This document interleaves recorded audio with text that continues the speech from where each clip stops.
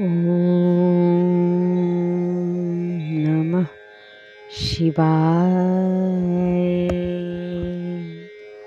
नमस्कार भक्तजनों, आज हम शिव महापुराण के रुद्र संहिता द्वितीय सती खंड का अध्याय 27वें अध्याय में हम देखेंगे दक्ष के द्वारा महान यज्ञ का आयोजन, उसमें ब्रह्मा, विष्णु, देवताओं और ऋषियों का आगमन, दक्ष द्वारा सबका सत्कार, यज्ञ का आरंभ, दधीच द्वारा भगवान शिव को बुलाने का अनुरोध और दक्ष के विरोध करने पर शिव भक्तों का वहां से निकल जाना। ब्रह्मा जी कहते हैं, नारद, एक समय दक्ष ने एक बहुत बड़े यज्ञ का आरंभ किया। उस यज्ञ की दीक्षा लेकर उन्होंने उस समय समस्त देवर्षियों, महर्षियों तथा देवताओं को बुलाया। वे सभी उस यज्ञ में पधारे। अगस्त्य, कश्यप, अत्रि, वामदेव, भृगु, दधीचि, भगवान व्यास, भारद्वाज, गौतम, पैल, पराशर, गर्ग, भार्गव, ककुश, सित, सुमंतु, त्रिक, कंक, वैशंपायन, ये तथा दूसरे बहुसंख्यक मुनि अपने स्त्री पुत्रों को साथ ले मेरे पुत्र दक्ष के यज्ञ में हर्षपूर्वक सम्मिलित हुए थे।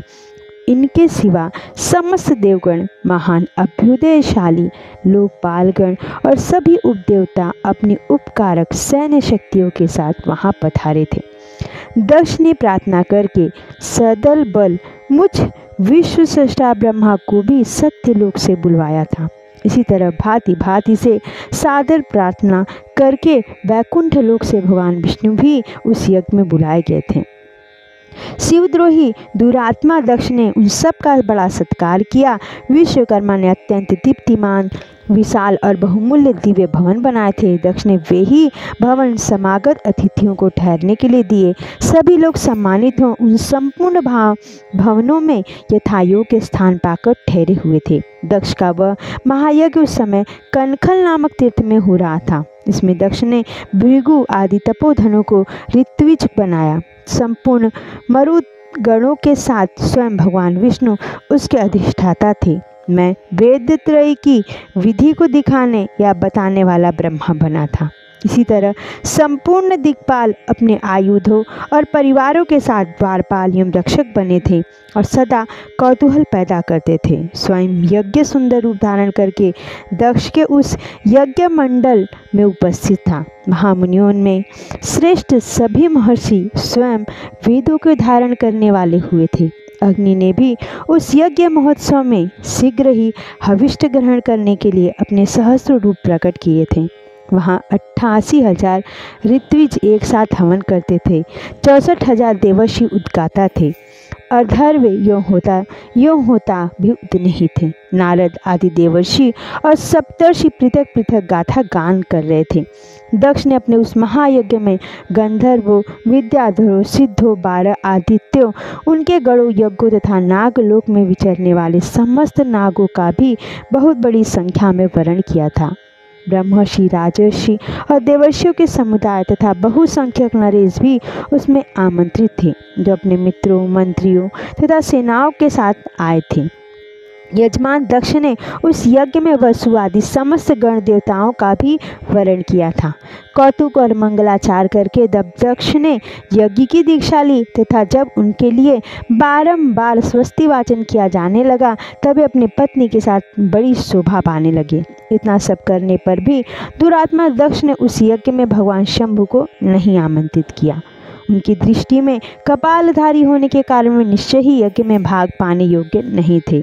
सती प्रजापति दक्ष की प्रिय पुत्री थी, तो भी कपाल की पत्नी होने के कारण दोषदर्शी दक्ष ने उन्हें अपने यज्ञ में नहीं बुलाया। इस प्रकार जब दक्ष का वह यज्ञ महोत्सव आरंभ हुआ और यज्ञ मंडप में आए हुए सब ऋत्विज अपने अपने कार्य में संलग्न हो गए, उस समय वहां भगवान शंकर को उपस्थित न देख शिव भक्त दधीच का चित्त अत्यंत उद्विग्न हो उठा और वे यूं बोले। दधीचि ने कहा, मुख्य देवताओं तथा महर्षियों, आप सब लोग प्रशंसा पूर्वक मेरी बात सुनी। इस यज्ञ महोत्सव में भगवान शंकर नहीं आए हैं।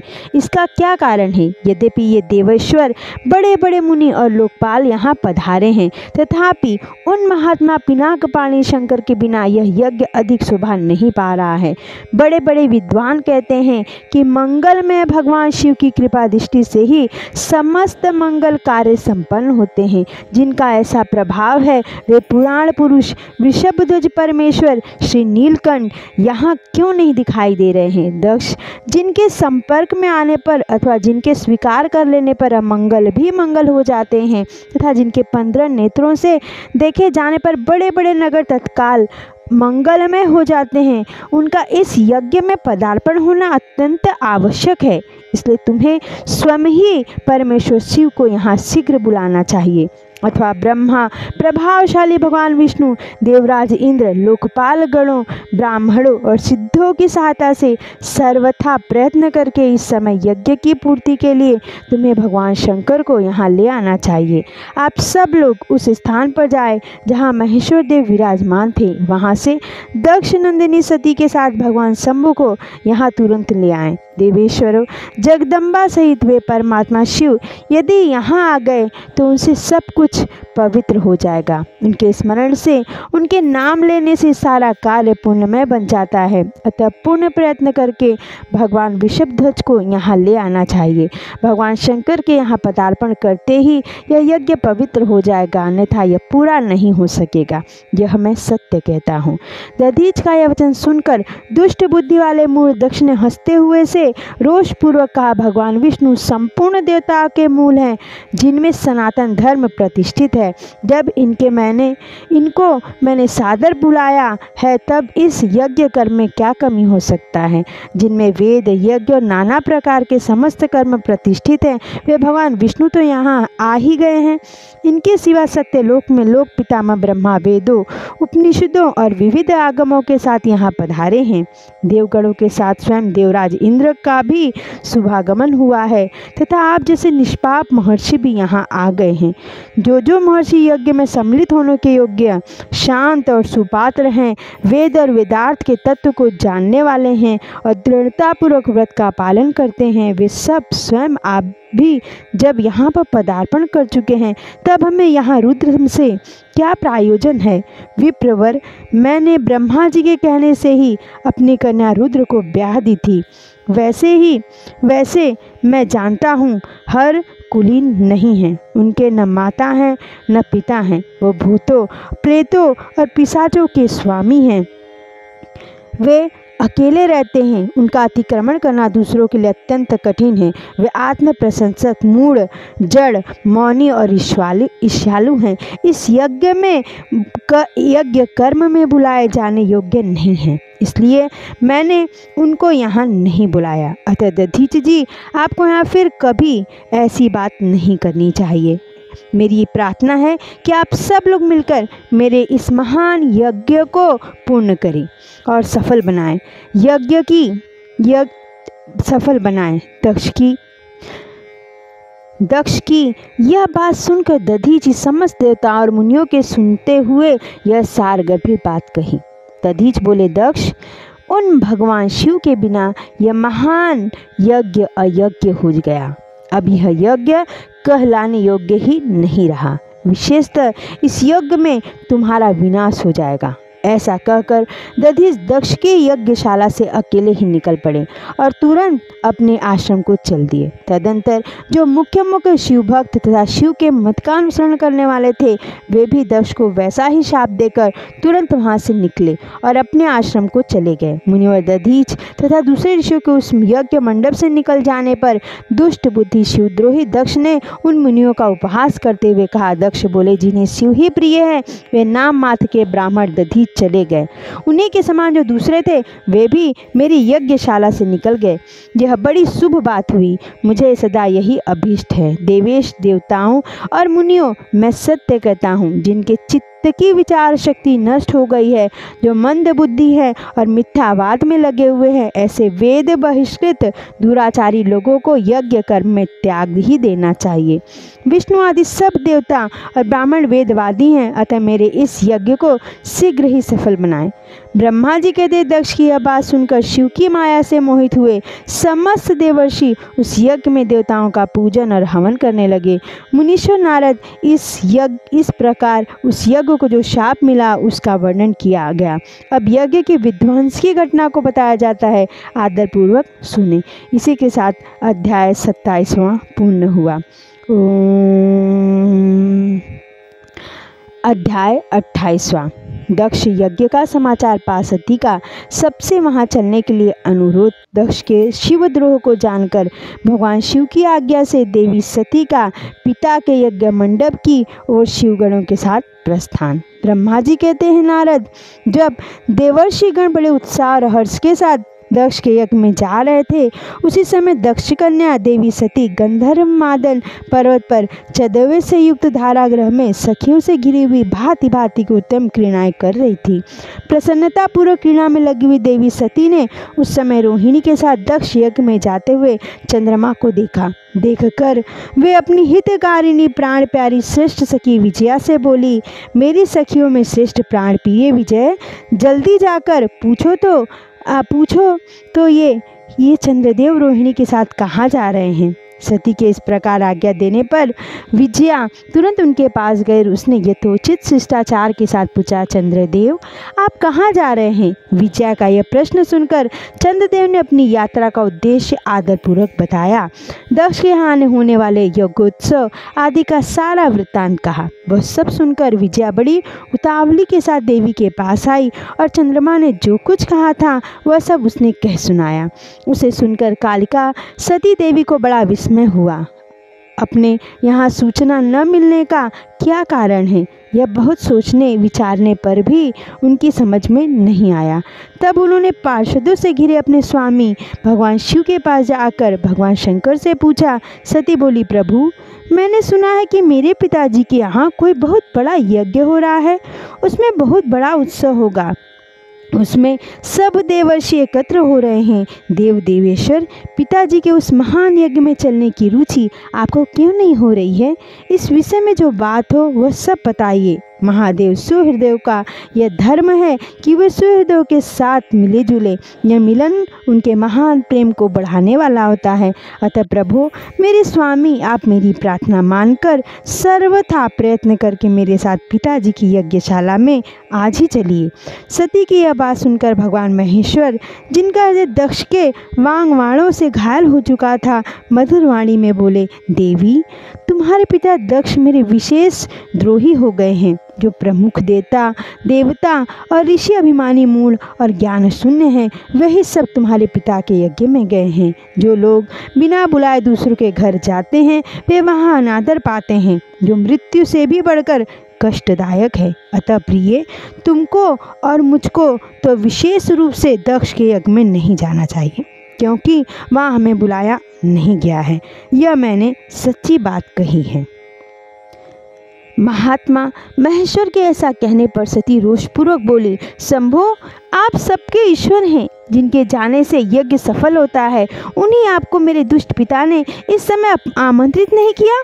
प्रभु उस दुरात्मा का अभिप्राय क्या है वह सब मैं जानना चाहती हूँ। साथ ही वहाँ आए हुए संपूर्ण दुरात्मा देवर्षियों के मनोभाव का भी मैं पता लगाना चाहती हूँ। अतः प्रभु मैं आज ही पिता के यज्ञ में जाती हूँ। नाथ महेश्वर आप मुझे वहाँ जाने की आज्ञा दे दें। देवी सती के ऐसा कहने पर सर्वज्ञ सर्वद्रष्टा सृष्टिकर्ता एवं कल्याण स्वरूप साक्षात भगवान रुद्र उनसे इस प्रकार बोले। शिव ने कहा, उत्तम व्रत का पालन करने वाली देवी, यदि इस प्रकार तुम्हारी रुचि वहाँ अवश्य जाने के लिए हो गई है तो मेरी आज्ञा से तुम शीघ्र अपने पिता के यज्ञ में जाओ। यह नंदी वृषभ सुसज्जित है। तुम एक महारानी के अनुरूप राजोपचार साथ ले सादर इस पर सवार हो बहुसंख्यक प्रमथगणों के साथ यात्रा करो। प्रिय, इस विभूषित वृषभ पर आरूढ़ हो। रुद्र के इस प्रकार आदेश होने पर सुंदर आभूषण से अलंकृत सती देवी सब साधनों से युक्त हो पिता के घर की ओर चली। परमात्मा शिव ने उन्हें सुंदर वस्त्र, आभूषण तथा परम उज्ज्वल छत्र, चामर आदि महाराजोचित उपचार दिए। भगवान शिव की आज्ञा से 60,000 रुद्रगण बड़ी प्रसन्नता और महान उत्साह के साथ कौतूहल पूर्वक सती के साथ गए। उसमें वहाँ यज्ञ के लिए यात्रा करते समय सब और महान उत्सव होने लगा।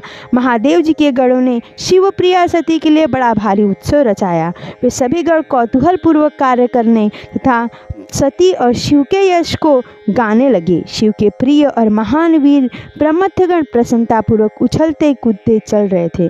जगदम्बा के यात्रा काल में सब प्रकार से बड़ी भारी शोभा हो रही थी। उस समय जो सुखद जय जयकार आदि का शब्द प्रकट हुआ, उसमें तीनों लोग गूंज उठे। इसी के साथ अध्याय 28वां पूर्ण हुआ। अध्याय 29वां। यज्ञशाला में शिव का भाग न देखकर सती के रोषपूर्ण वचन, दक्ष द्वारा शिव की निंदा सुन दक्ष तथा देवताओं का धिक्कार फटकार कर सती द्वारा अपने प्राण त्याग का निश्चय। ब्रह्मा जी कहते हैं, नारद, दक्ष कन्या सती उस स्थान पर गई जहाँ उस महान प्रकाश से युक्त यज्ञ हो रहा था। वहाँ देवता, असुर और मुनिंद्र आदि के द्वारा कौतूहलपूर्ण कार्य हो रहे थे। सती ने वहाँ अपने पिता के भवन को नाना प्रकार की आश्चर्यजनक वस्तु से संपन्न, उत्तम प्रभा से परिपूर्ण, मनोहर तथा देवताओं और ऋषियों के साथ समुदाय से भरा हुआ देखा। देवी सती भवन के द्वार पर जाकर खड़ी हुई और अपने वहाँ नंदी से उतरकर अकेली ही शीघ्रतापूर्वक यज्ञशाला के भीतर चली गई। सती को आई देख उनकी यशस्विनी माता अशिक्री वीरिणी ने अपनी बहनों से उनका यथोचित आदर सत्कार किया, परंतु दक्ष ने उन्हें देखकर भी कुछ आदर नहीं किया तथा उन्हीं के भय से शिव की माया से मोहित हुए दूसरे लोग भी उनके प्रति आदर का भाव न दिखा सके। उन्हें सब लोगों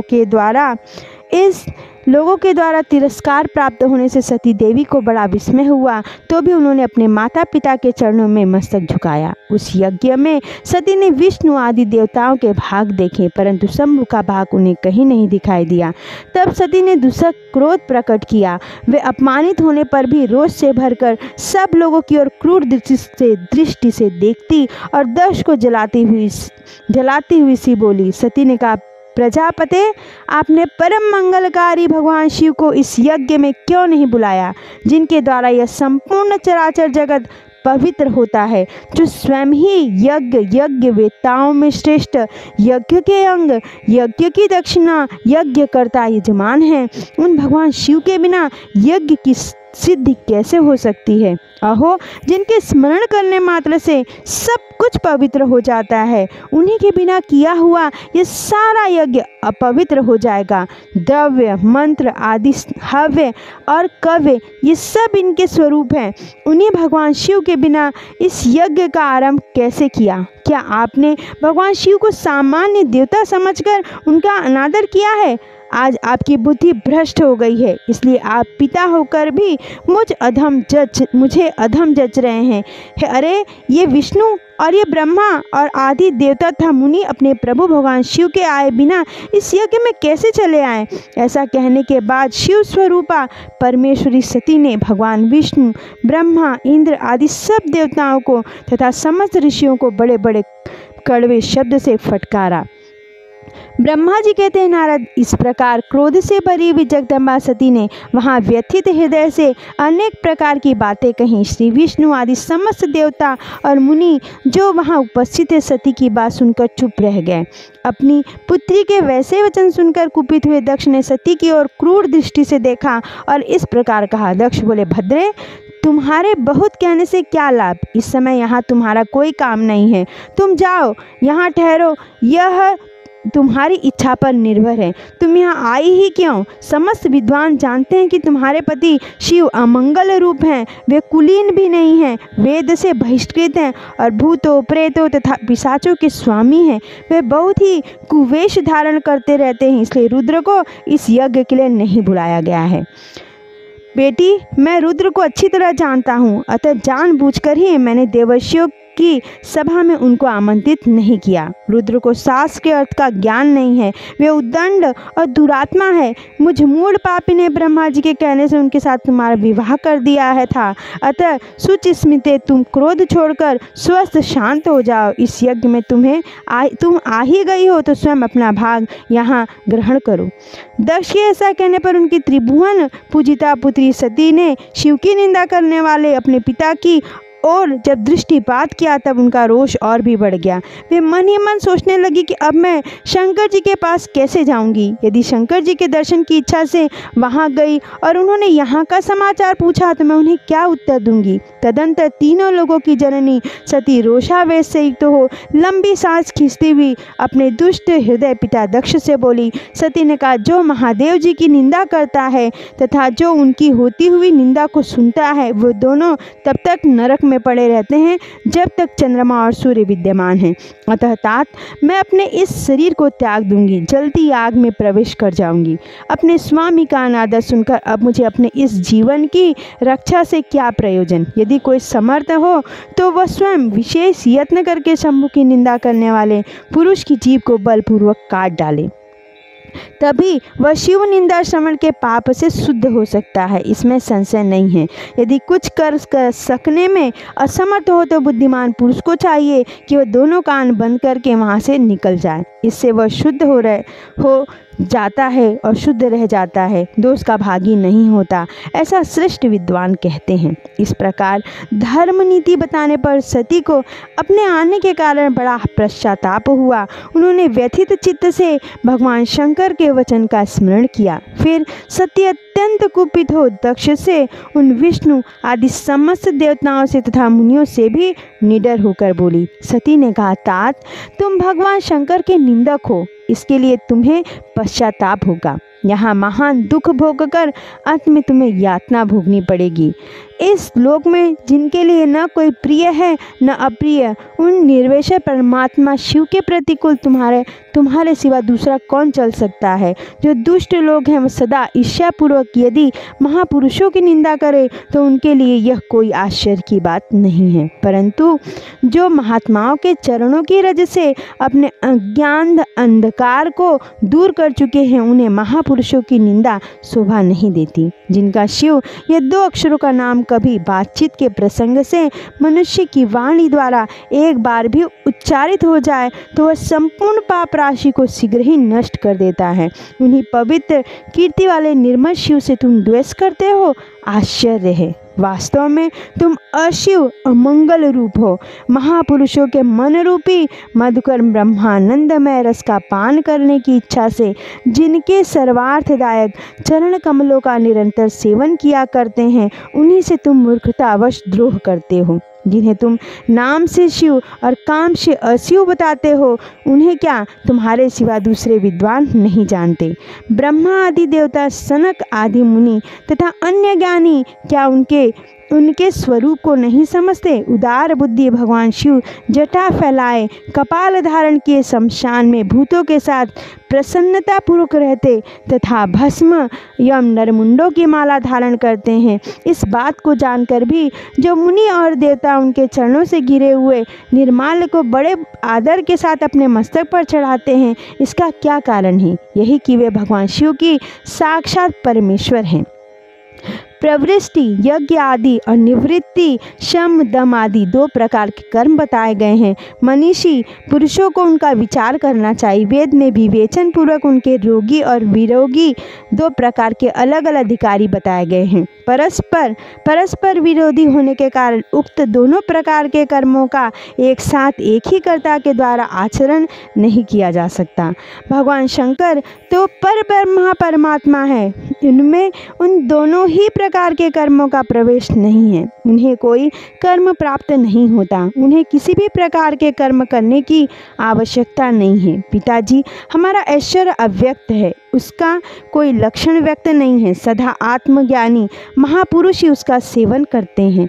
तुम्हारे पास वह ऐश्वर्य नहीं। यज्ञशालाओं में रहकर वहाँ के अन्न से तृप्त होने वाले कर्मठ लोगों को जो भोग प्राप्त होता है उससे वह ऐश्वर्य बहुत दूर है। जो महापुरुषों की निंदा करने वाला और दुष्ट है उसके जन्म को धिक्कार है। विद्वान पुरुष को चाहिए कि सबके संबंध को विशेष रूप से प्रयत्न करके त्याग दे। जिस समय भगवान शिव तुम्हारे साथ मेरा संबंध दिखलाते हुए मुझ दाक्षायणी कहकर पुकारेंगे उस समय मेरा मन सहसा अत्यंत दुखी हो जाएगा। इसलिए तुम्हारे अंग से उत्पन्न हुई सदा शिव के तुल्य घृणित इस शरीर को इस समय मैं निश्चय ही त्याग दूंगी और ऐसा करके सुखी हो जाऊंगी।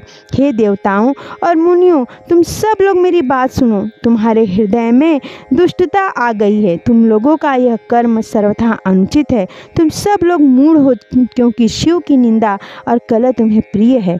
अतः भगवान हर से तुम्हें इस कुकर्म का निश्चय ही पूरा पूरा दंड मिलेगा। ब्रह्मा जी कहते हैं, नारद, उस यज्ञ में दक्ष और देवताओं को ऐसा कहकर सती देवी चुप हो गई और मन ही मन अपने प्राण वल्लभ शंभु का स्मरण करने लगी। इसी के साथ अध्याय 29वां पूर्ण हुआ। अध्याय 30वां। सती का योगाग्नि से अपने शरीर को भस्म कर देना।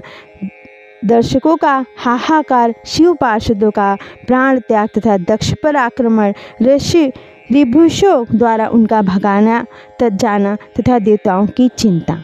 ब्रह्मा जी कहते हैं, नारद, मौन हुए सती देवी अपने पति का आदर स्मरण करके शांत चित्त हो सहसा उत्तर दिशा में भूमि पर बैठ गई। उन्होंने विधि पूर्वक जल का आचमन करके वस्त्र ओढ़ लिया और पवित्र भाव से आंखें मूंद कर पति का चिंतन करती हुई वे योग मार्ग में स्थित हो गई। उन्होंने आसन को स्थिर कर प्राणायाम द्वारा प्राण और अपान को एक रूप करके नाभि चक्र में स्थित किया। फिर उदान वायु को बलपूर्वक नाभि चक्र से ऊपर उठाकर बुद्धि के साथ हृदय में स्थापित किया। तत्पश्चात शंकर के प्राणवल्लभा अनिंदिता सती उस हृदय स्थित वायु को कंठमार्ग से भ्रुकुटी के बीच में ले गई। इस प्रकार दक्ष पर कुपित हो सहसा अपने शरीर को त्यागने की इच्छा से सती ने अपने संपूर्ण अंगों में योग मार्ग के अनुसार वायु और अग्नि की धारणा की।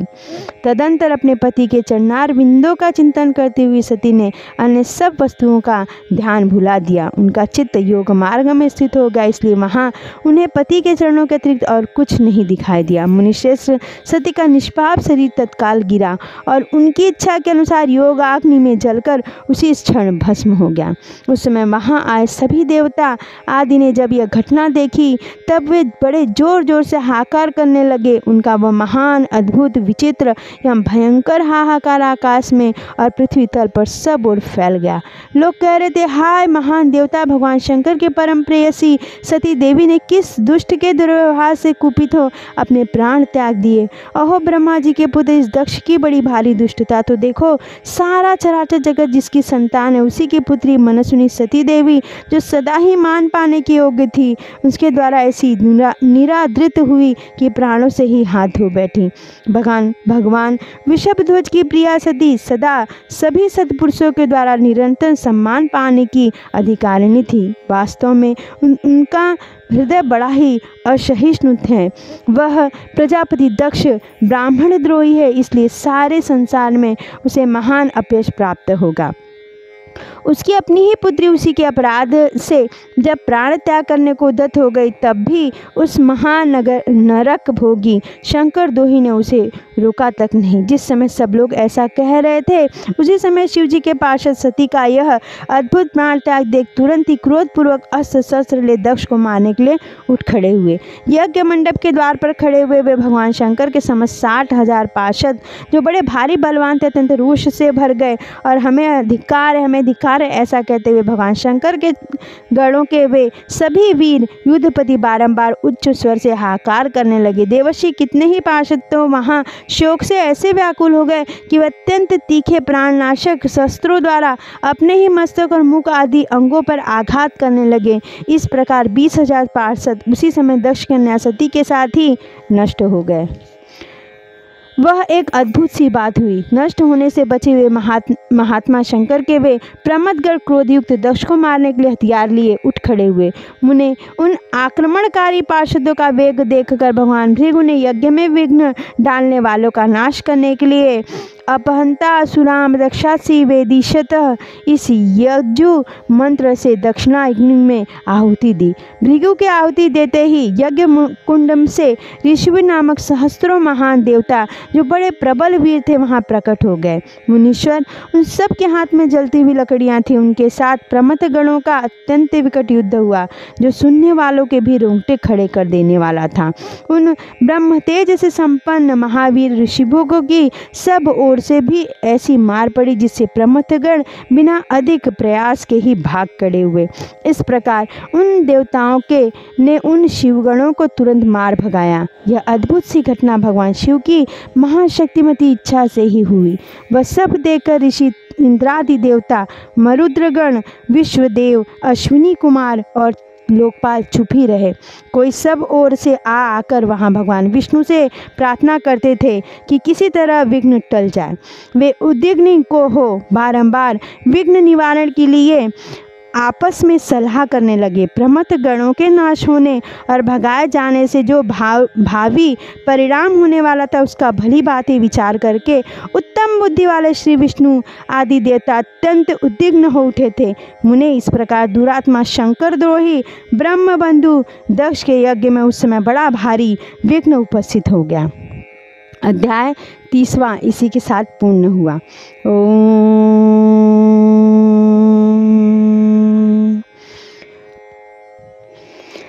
अध्याय 31वां। आकाशवाणी द्वारा दक्ष की भत्सना, उनके विनाश की सूचना तथा समस्त देवताओं को यज्ञ मंडल से निकल जाने की प्रेरणा देना की कथा। ब्रह्मा जी कहते मुनीश्वर, इसी बीच में वहाँ दक्ष तथा देवता आदि के सुनते हुए आकाशवाणी ने यथार्थ बात कही। रे दुराचारी दक्ष, ओ दंभाचार परायण महामूढ़, यह तूने कैसा अनर्थकारी कर्म कर डाला। ओ मूर्ख, शिव भक्तराज दधीच के कथन को भी तूने प्रामाणिक नहीं माना, जो तेरे लिए सब प्रकार से आनंददायक और मंगलकारी था। वे ब्राह्मण देवता तुझे दुस्सह शाप देकर तेरी यज्ञशाला से निकल गए, तो भी तुझ मूढ़ ने अपने मन में कुछ भी नहीं समझा। उसके बाद तेरे घर में मंगलमय सती देवी स्वतः पधारी, जो तेरी अपनी ही पुत्री थी, किंतु तूने उनका भी परम आदर नहीं किया।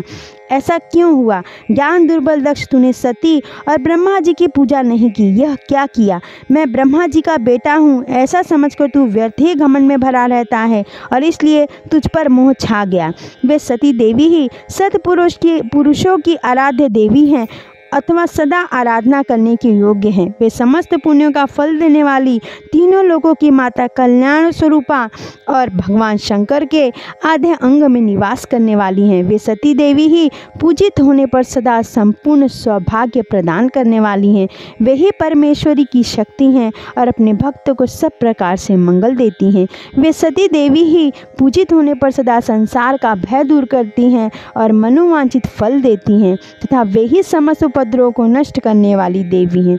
वे सती ही सदा पूजित होने पर कीर्ति और संपत्ति प्रदान करती हैं। वे ही पराशक्ति तथा भोग और मोक्ष प्रदान करने वाली परमेश्वरी हैं। वे सती ही जगत को जन्म देने वाली माता, जगत की रक्षा करने वाली अनादि शक्ति हैं और प्रलय काल में जगत का संहार करने वाली हैं। वे जगन माता सती ही भगवान विष्णु की माता रूप से सुशोभित होने वाली तथा ब्रह्मा, इंद्र, चंद्र, अग्नि, यम, सूर्यदेव आदि की जननी मानी गई हैं। वे सती ही तप, धर्म और दान आदि का फल देने वाली हैं। वे ही शंभु शक्ति महादेवी हैं तथा दुष्टों का हनन करने वाली परात्पर शक्ति हैं।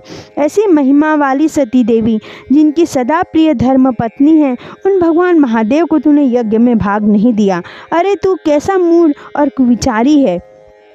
भगवान शिव ही सबके स्वामी तथा परात्पर परमेश्वर हैं। वे समस्त देवताओं के सम्यक सेव्य हैं और सबका कल्याण करने वाले हैं। इन्हीं के दर्शन की इच्छा से सिद्ध पुरुष तपस्या करते हैं और इन्हीं के साक्षात्कार की अभिलाषा मन में लेकर योगी लोग योग साधना में प्रवृत्त होते हैं।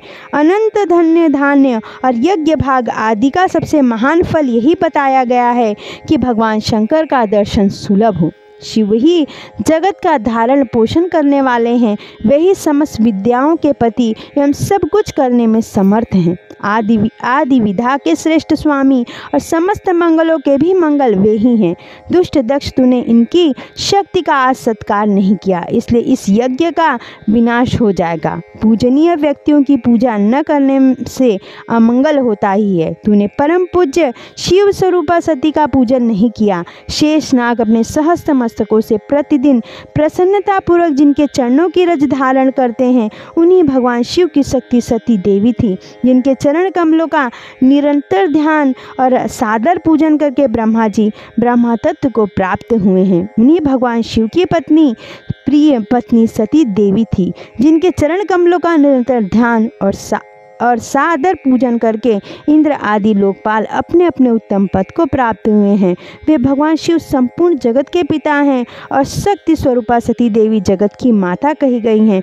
मूढ़ दक्ष तूने उन माता पिता का सत्कार नहीं किया, फिर तेरा कल्याण कैसे होगा। तुझ पर दुर्भाग्य का आक्रमण हो गया है और विपत्तियां टूट पड़ी, क्योंकि तूने उन भवानी सती भगवान शंकर की भक्ति भावना से आराधना नहीं की। कल्याणकारी शंभु का पूजन न करके मैं भी कल्याण का भागी हो सकता हूँ। यह तेरा कैसा गर्व है, वह दुर्वार गर्व आज नष्ट हो जाएगा।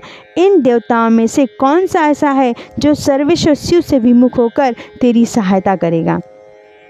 मुझे तो ऐसा कोई देवता नहीं दिखाई देता। यदि देवता इस समय तेरी सहायता करेंगे तो जलती आग से खेलने वाले पतंगों के समान नष्ट हो जाएंगे। आज तेरा मुंह जल जाए, तेरे यज्ञ का नाश हो जाए और जितने तेरे सहायक हैं वो भी आज शीघ्र ही जल मरे। इस दुरात्मा दक्ष की जो सहायता करने वाले हैं उन समस्त देवताओं के लिए आज शपथ है, वे तेरे अमंगल के लिए ही तेरी सहायता से विरत हो जाए। समस्त देवता आज इस यज्ञ मंडप से निकलकर अपने अपने स्थान को चले जाएं, अन्यथा सब लोगों का सब प्रकार से नाश हो जाएगा। अन्य सब मुनि और नाग आदि भी इस यज्ञ से निकल जाएं, अन्यथा आज सब लोगों का सर्वथा नाश हो जाएगा। श्री हरे और विधाता आप लोग भी इस यज्ञ मंडप से शीघ्र निकल जाएं। ब्रह्मा जी कहते हैं, नारद संपूर्ण यज्ञशाला में बैठे हुए लोगों से ऐसा कहकर सबका कल्याण करने वाली वह आकाशवाणी मौन हो गई। इसी के साथ अध्याय 31वां पूर्ण हुआ। ओम। अध्याय 32वां। गरुड़ के मुख से और नारद से भी सती के दग्ध होने की बात सुनकर दक्ष पर कुपित हुए शिव का अपनी जटा से वीरभद्र और महाकाली को प्रकट करके उन यज्ञ विध्वंस करने और विरोधियों को जला डालने की आज्ञा देना। ओम। ब्रह्मा जी के दिन नारद वह आकाशवाणी हुई। उन आकाशवाणी को सुनकर सब देवता आदि भयभीत तथा विस्मित हो गए। उनके मुख से कोई बात नहीं निकली। वे इस तरह खड़े या बैठे रह गए मानो उन पर विशेष मोह छा गए हो। भृगु के मंत्र बल से भाग जाने के कारण जो वीर शिवगण नष्ट होने से बच गए थे, वे भगवान शिव की शरण में गए। उन सब ने अमित तेजस्वी भगवान रुद्र को भली भांति सादर प्रणाम करके वहाँ यज्ञ में जो कुछ हुआ था वह सारी घटना उनसे कह सुनाया। गण बोले, महेश्वर, दक्ष बड़ा दुरात्मा है और घमंडी। उसने वहाँ जाने पर सती देवी का अपमान किया और देवताओं ने भी उनका आदर नहीं किया। अत्यंत गर्व से भरे हुए उस दुष्ट दक्ष ने आपके लिए यज्ञ में भाग नहीं दिया, दूसरे देवताओं के लिए दिया और आपके विषय में उच्च स्वर से दुर्वचन कहे। प्रभु, यज्ञ में आपका भाग न देखकर सती देवी कुपित हो उठी और पिता की बारंबार निंदा करके उन्होंने तत्काल अपने शरीर का योगाग्नि द्वारा जलाकर भस्म कर दिया। यह देखकर 10,000 से अधिक पार्षद लज्जा व शस्त्रों द्वारा अपने ही अंगों को काट काट कर वहाँ मर गए। शेष हम लोग दक्ष पर कुपित हो उठे और सबको भय पहुँचाते हुए वेगपूर्वक उस यज्ञ का विध्वंस करने को उद्यत हो गए, परंतु विरोधी भृगु ने अपने प्रभाव से हमें तिरस्कृत कर दिया। हम उनके मंत्र बल का सामना न कर सके। प्रभु विश्वेश्वर, वे ही हम लोग आज आपकी शरण में आए हैं। दयालु, वहाँ प्राप्त हुए भय से आप हमें बचाइए। निर्भय कीजिए महाप्रभु। उस यज्ञ में दक्ष आदि सभी दुष्टों ने घमंड में आकर आपका विशेष रूप से अपमान किया है। कल्याणकाली शिव, इस प्रकार हमने अपना सती देवी का व मूढ़ बुद्धि वाले दक्ष आदि का भी सारा वृत्तांत कह सुनाया। अब आपकी जैसी इच्छा हो वैसा करें। ब्रह्मा जी कहते, नारद अपने पार्षदों की बात सुनकर भगवान शिव ने वहाँ की सारी घटना जानने के लिए शीघ्र ही तुरंत स्मरण किया। देवर्षि, तुम दिव्य दृष्टि से संपन्न हो, अतः भगवान के स्मरण करने पर तुम तुरंत ही वहां आ पहुँचे और शंकर जी को भक्तिपूर्वक प्रणाम करके खड़े हो गए। स्वामी शिव ने तुम्हारी प्रशंसा करके तुमसे दक्ष यज्ञ में गई विसती का समाचार तथा दूसरी घटनाओं को पूछा। तात शंभु के पूछने पर शिव में मन लगाए रखने वाले तुमने शीघ्र ही वह सारा वृत्तांत कर सुनाया जो दक्ष यज्ञ में घटित हुआ था। तुम्हारे मुख से निकली हुई बात सुनकर उस समय महान रौद्र पराक्रम से संपन्न सर्वेश्वर रुद्र ने तुरंत ही बड़ी भारी क्रोध प्रकट किया। लोक संहारकारी रुद्र ने अपने सिर से एक जटा उखाड़ी और उससे रोषपूर्वक उस पर्वत के ऊपर दे मारा। उन्हें भगवान शंकर के पटकने से उस जटा के 2 टुकड़े हो गए और महाप्रलय के समान भयंकर शब्द प्रकट हुआ। देवर्षि, उस जटा के पूर्व भाग से महाभयंकर महाबली वीरभद्र प्रकट हुए, जो समस्त शिवगणों के अगुआ हैं। वे भूमंडल को सब ओर से व्याप्त करके उससे भी 10 अंगुल अधिक होकर खड़े हुए। वे देखने में प्रलयाग्नि के समान जान पड़ते थे। उनका शरीर बहुत ऊंचा था। वे 1000 भुजाओं से युक्त थे। उन सर्व समर्थ महारुद्र के क्रोधपूर्वक प्रकट हुए निश्वास से 100 प्रकार के ज्वर और 13 प्रकार के संधिपात रोग पैदा हो गए। तात उस जटा के दूसरे भाग में से महाकाली उत्पन्न हुई, जो बड़ी भयंकर दिखाई देती थी। वे करोड़ों भूतों से घिरी हुई थी। जो ज्वार पैदा हुए वे सब के सब शरीरधारी, क्रूर और समस्त लोगों के लिए भयंकर थे। वे अपने तेज से प्रज्वलित हो सब और दाह उत्पन्न करते हुए से प्रतीत होते थे। वीरभद्र बातचीत करने में बड़े कुशल थे। उन्होंने दोनों हाथ जोड़कर परमेश्वर शिव को प्रणाम करके कहा। वीरभद्र बोले, महारुद्र, सोम, सूर्य और अग्नि को 3 नेत्रों के रूप में धारण करने वाले प्रभु, शीघ्र आज्ञा दीजिए। मुझे इस समय कौन सा कार्य करना चाहिए? ईशान, क्या मुझे आधे ही क्षण में सारे समुद्रों को सुखा देना है या इतने ही समय में संपूर्ण पर्वतों को पीस डालना है? हर मैं एक ही क्षण में ब्रह्मांड को भस्म कर डालूं या समस्त देवताओं और मुनीश्वरों को जलाकर राख कर दूं? शंकर, ईशान, क्या मैं समस्त लोगों को उलट पलट दूं या संपूर्ण प्राणियों का विनाश कर डालूं? महेश्वर, आपकी कृपा से कहीं कोई भी ऐसा कार्य नहीं जिसे मैं न कर सकूं। पराक्रम के द्वारा मेरी समानता करने वाला वीर न पहले कभी हुआ और न आगे होगा। शंकर, आप किसी तिनके को भेज दो तो वह भी बिना किसी यज्ञ के क्षण भर में बड़े से बड़ा कार्य सिद्ध कर सकता है, इसमें संशय नहीं है। शंभु, यद्यपि आपकी लीला मात्र से सारा कार्य सिद्ध हो जाता है, तथापि जो मुझे भेजा जा रहा है यह मुझ पर आपका अनुग्रह ही है। शंभु, मुझ में भी जो ऐसी शक्ति है वह आपकी कृपा से ही प्राप्त हुई। शंकर, आपकी कृपा के बिना किसी में भी कोई शक्ति नहीं हो सकती। वास्तव में आपकी आज्ञा के बिना कोई तिनके आदि को भी हिलाने में समर्थ नहीं है, यह निसंदेह कहा जा सकता है। महादेव, मैं आपके चरणों में बारंबार प्रणाम करता हूँ। हर आप अपने अभीष्ट कार्य की सिद्धि के लिए आज मुझे शीघ्र भेजिए। शंभो, मेरे दाहिने अंग बार बार फड़क रहे हैं, इसमें सूचित होता है कि मेरी विजय अवश्य होगी। अतः प्रभु, मुझे भेजिए। शंकर, आज मुझे कोई अभूतपूर्व एवं विशेष हर्ष तथा उत्साह का अनुभव हो रहा है और मेरा चित्त आपके चरण कमलों में लगा हुआ है।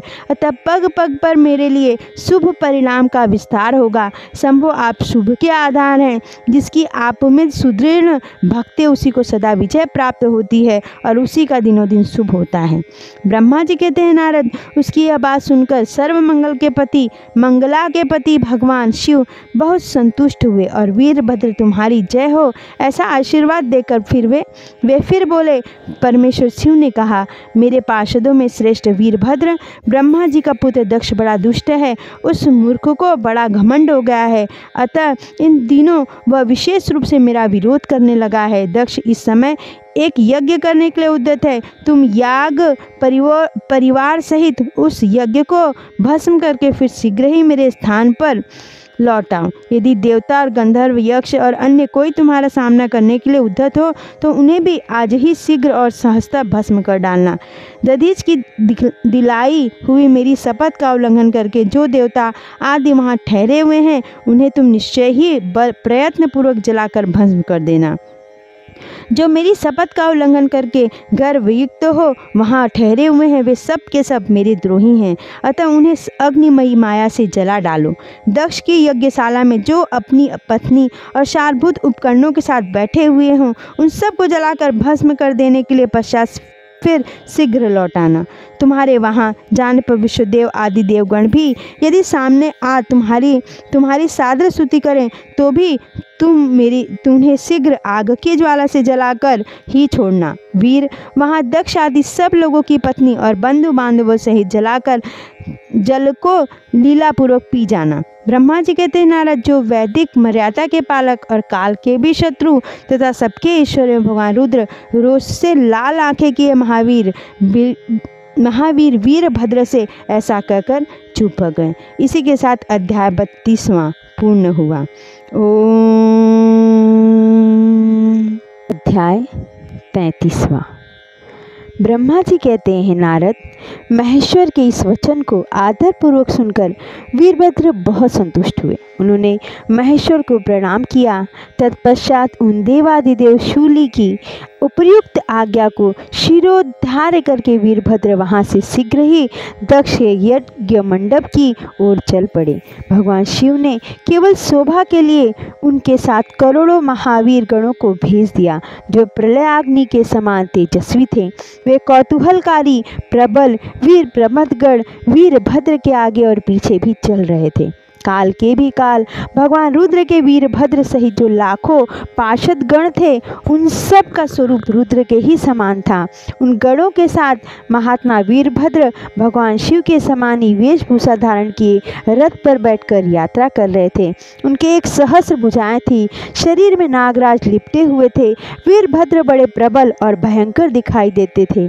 उनका रथ बहुत ही विशाल था, उसमें 10,000 सिंह जोते जाते थे जो प्रयत्न पूर्वक उस रथ को खींचते थे। उसी प्रकार बहुत से प्रबल सिंह, शार्दूल, मगर, मत्स्य और सहस्रों हाथी उस रथ के पाश भाग की रक्षा करते थे। काली, कात्यायनी, ईशानी, चामुंडा, मुंडमर्दिनी, भद्रकाली, भद्रा, त्वरिता तथा वैष्णवी इन 9 दुर्गाओं के साथ तथा समस्त भूतगणों के साथ महाकाली दक्ष का विनाश करने के लिए चली। डाकिनी, शाकिनी, भूत, प्रमथ, गृहाक, कुष्मांड, परपट, चटक, ब्रह्मा, राक्षस, भैरव तथा क्षेत्रपाल आदि ये सभी वीर भगवान शिव की आज्ञा का पालन एवं दक्ष के यज्ञ का विनाश करने के लिए तुरंत चल दिए। इनके सिवा 64 गणों के साथ योगिनियों का मंडल भी सहसा कुपित हो दक्ष यज्ञ का विनाश करने के लिए वहां से उपस्थित हुआ। इस प्रकार कोटि कोटि गण एवं विभिन्न प्रकार के गणाधीश वीरभद्र के साथ चले। उस समय भेरियों की गंभीर ध्वनि होने लगी, नाना प्रकार के शब्द करने वाले शंख बज उठे, भिन्न भिन्न प्रकार की सिंगें बजने लगी। महामुने सेना सहित वीरभद्र की यात्रा के समय वहाँ बहुत से सुखद शकुन होने लगे। इस प्रकार जब प्रमथ गणों सहित वीरभद्र ने प्रस्थान किया तब उधर दक्ष तथा देवताओं को बहुत से अशुभ लक्षण दिखाई देने लगे। देवर्षि यज्ञ विध्वंस की सूचना देने वाले त्रिविध उत्पात प्रकट होने लगे। दक्ष की बाई आंख, बाई भुजा और बाई जांघ फड़कने लगी। तात वाम अंगों का वह फड़कना सर्वथा अशुभ सूचक था और नाना प्रकार के कष्ट मिलने की सूचना दे रहा था। उस समय दक्ष की यक्षशाला में धरती डोलने लगी। दक्ष को दोपहर के समय दिन में भी अद्भुत तारे दिखने लगे।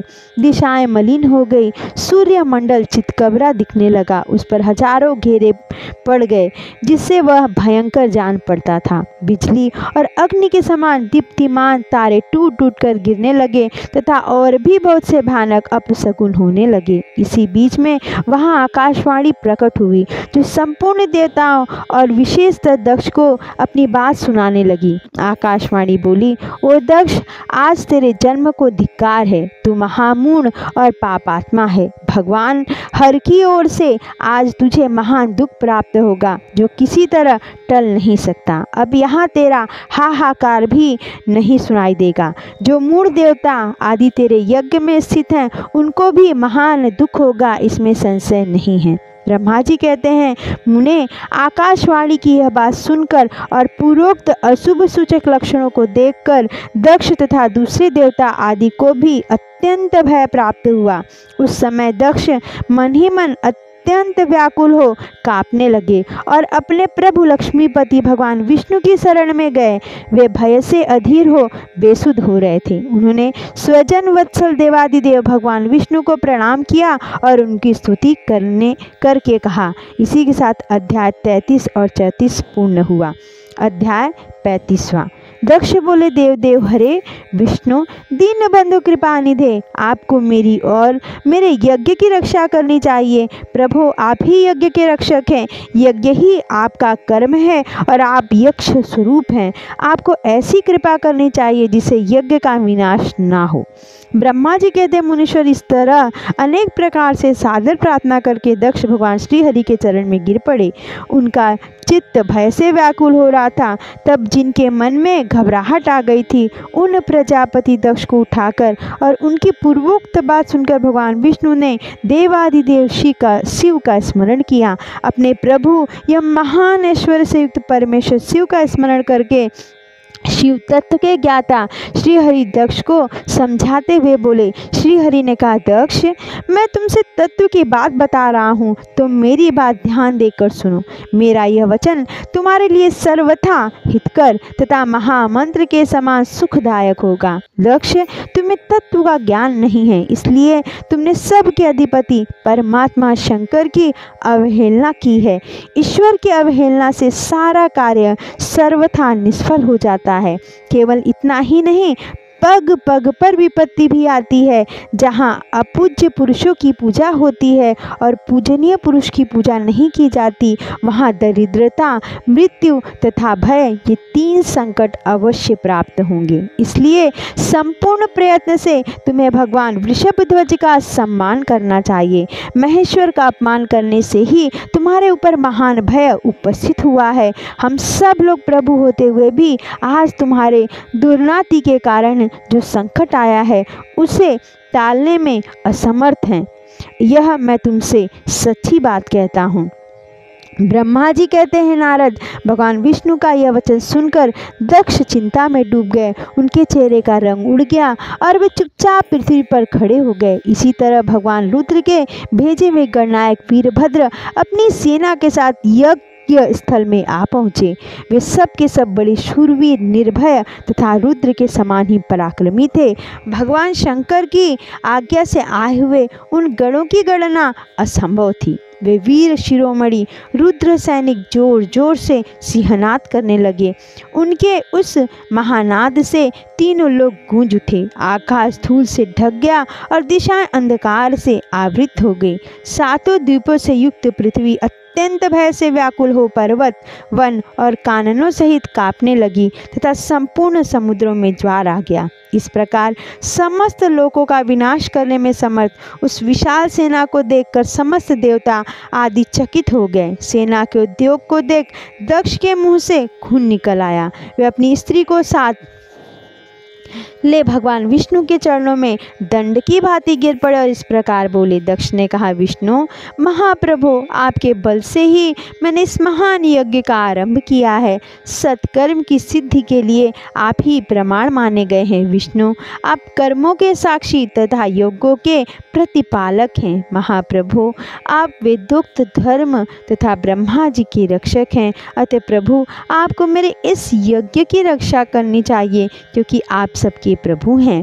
ब्रह्मा जी कहते हैं, दक्ष की अत्यंत दीनतापूर्ण बात सुनकर भगवान विष्णु उस समय शिव तत्व से विमुख हुए। दक्ष को समझाने के लिए इस प्रकार बोले। श्री विष्णु ने कहा, दक्ष, इसमें संदेह नहीं कि मुझे तुम्हारे यज्ञ की रक्षा करनी चाहिए, क्योंकि धर्म परिपालन विषयक जो मेरी सत्य प्रतिज्ञा है वह सर्वत्र विख्यात है। परंतु दक्ष, मैं जो कुछ कहता हूँ उसे तुम सुनो। इस समय अपनी क्रूरतापूर्ण बुद्धि को त्याग दो। देवताओं के क्षेत्र नैमिषारण्य में जो अद्भुत घटना घटी हुई थी उसका तुम्हें स्मरण नहीं हो रहा है।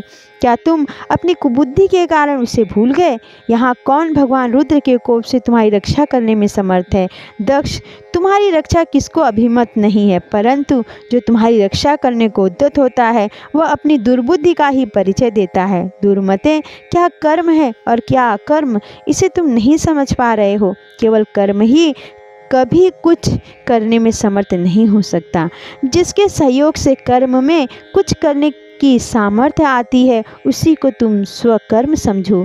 भगवान शिव के बिना दूसरा कोई कर्म में कल्याण करने की शक्ति देने वाला नहीं है। जो शांत हो, ईश्वर में मन लगाकर उनकी भक्ति पूर्वक कार्य करता है, उसी को भगवान शिव तत्काल उस कर्म का फल देते हैं। जो मनुष्य केवल ज्ञान का सहारा ले अनीश्वरवादी हो जाते हैं या ईश्वर को नहीं मानते, वे सत्य कोटि कल्पों तक नरक में ही पड़े रहते हैं। फिर वे कर्म पाश में बंधे हुए जीव प्रत्येक जन्म में नरकों की यातना भोगते हैं, क्योंकि वे केवल सकाम कर्म के ही स्वरूप का आश्रय लेने वाले होते हैं। हे शत्रुमर्दन वीरभद्र, जो यज्ञशाला के आंगन में आप पहुँचे हैं, भगवान रुद्र की क्रोधाग्नि से प्रकट हुए हैं। इस समय समस्त रुद्रगणों के नायक यही हैं। ये हम लोगों के विनाश के लिए आए हैं, इसमें संशय नहीं। कोई भी कार्य क्यों न हो, वस्तुतः इनके लिए कुछ भी अशक्य है ही नहीं। ये महान सामर्थ्यशाली वीरभद्र सब देवताओं को अवश्य जलाकर ही शांत होंगे, इसमें संशय नहीं जान पड़ता। मैं भ्रम से महादेव जी की शपथ का उल्लंघन करके जो यहाँ ठहरा रहा, उसके कारण तुम्हारे साथ मुझे भी इस कष्ट का सामना करना ही पड़ेगा। भगवान विष्णु इस प्रकार कह ही रहे थे कि वीरभद्र के साथ शिवगणों की सेना का समुद्र उमड़ आया। समस्त देवता आदि ने उसे देखा। इसी के साथ अध्याय 35वां पूर्ण हुआ। ओम। अध्याय 36वां। ब्रह्मा जी कहते हैं, नारद, उस समय देवताओं के साथ शिवगणों का घोर युद्ध आरंभ हो गया। उसमें सारे देवता पराजित हुए और भागने लगे। वे एक दूसरे का साथ छोड़कर स्वर्गलोक में चले गए। उस समय केवल महाबली इंद्र आदि लोकपाल ही उस दारुण संग्राम में धैर्य धारण करके उत्सुकता पूर्वक खड़े रहे।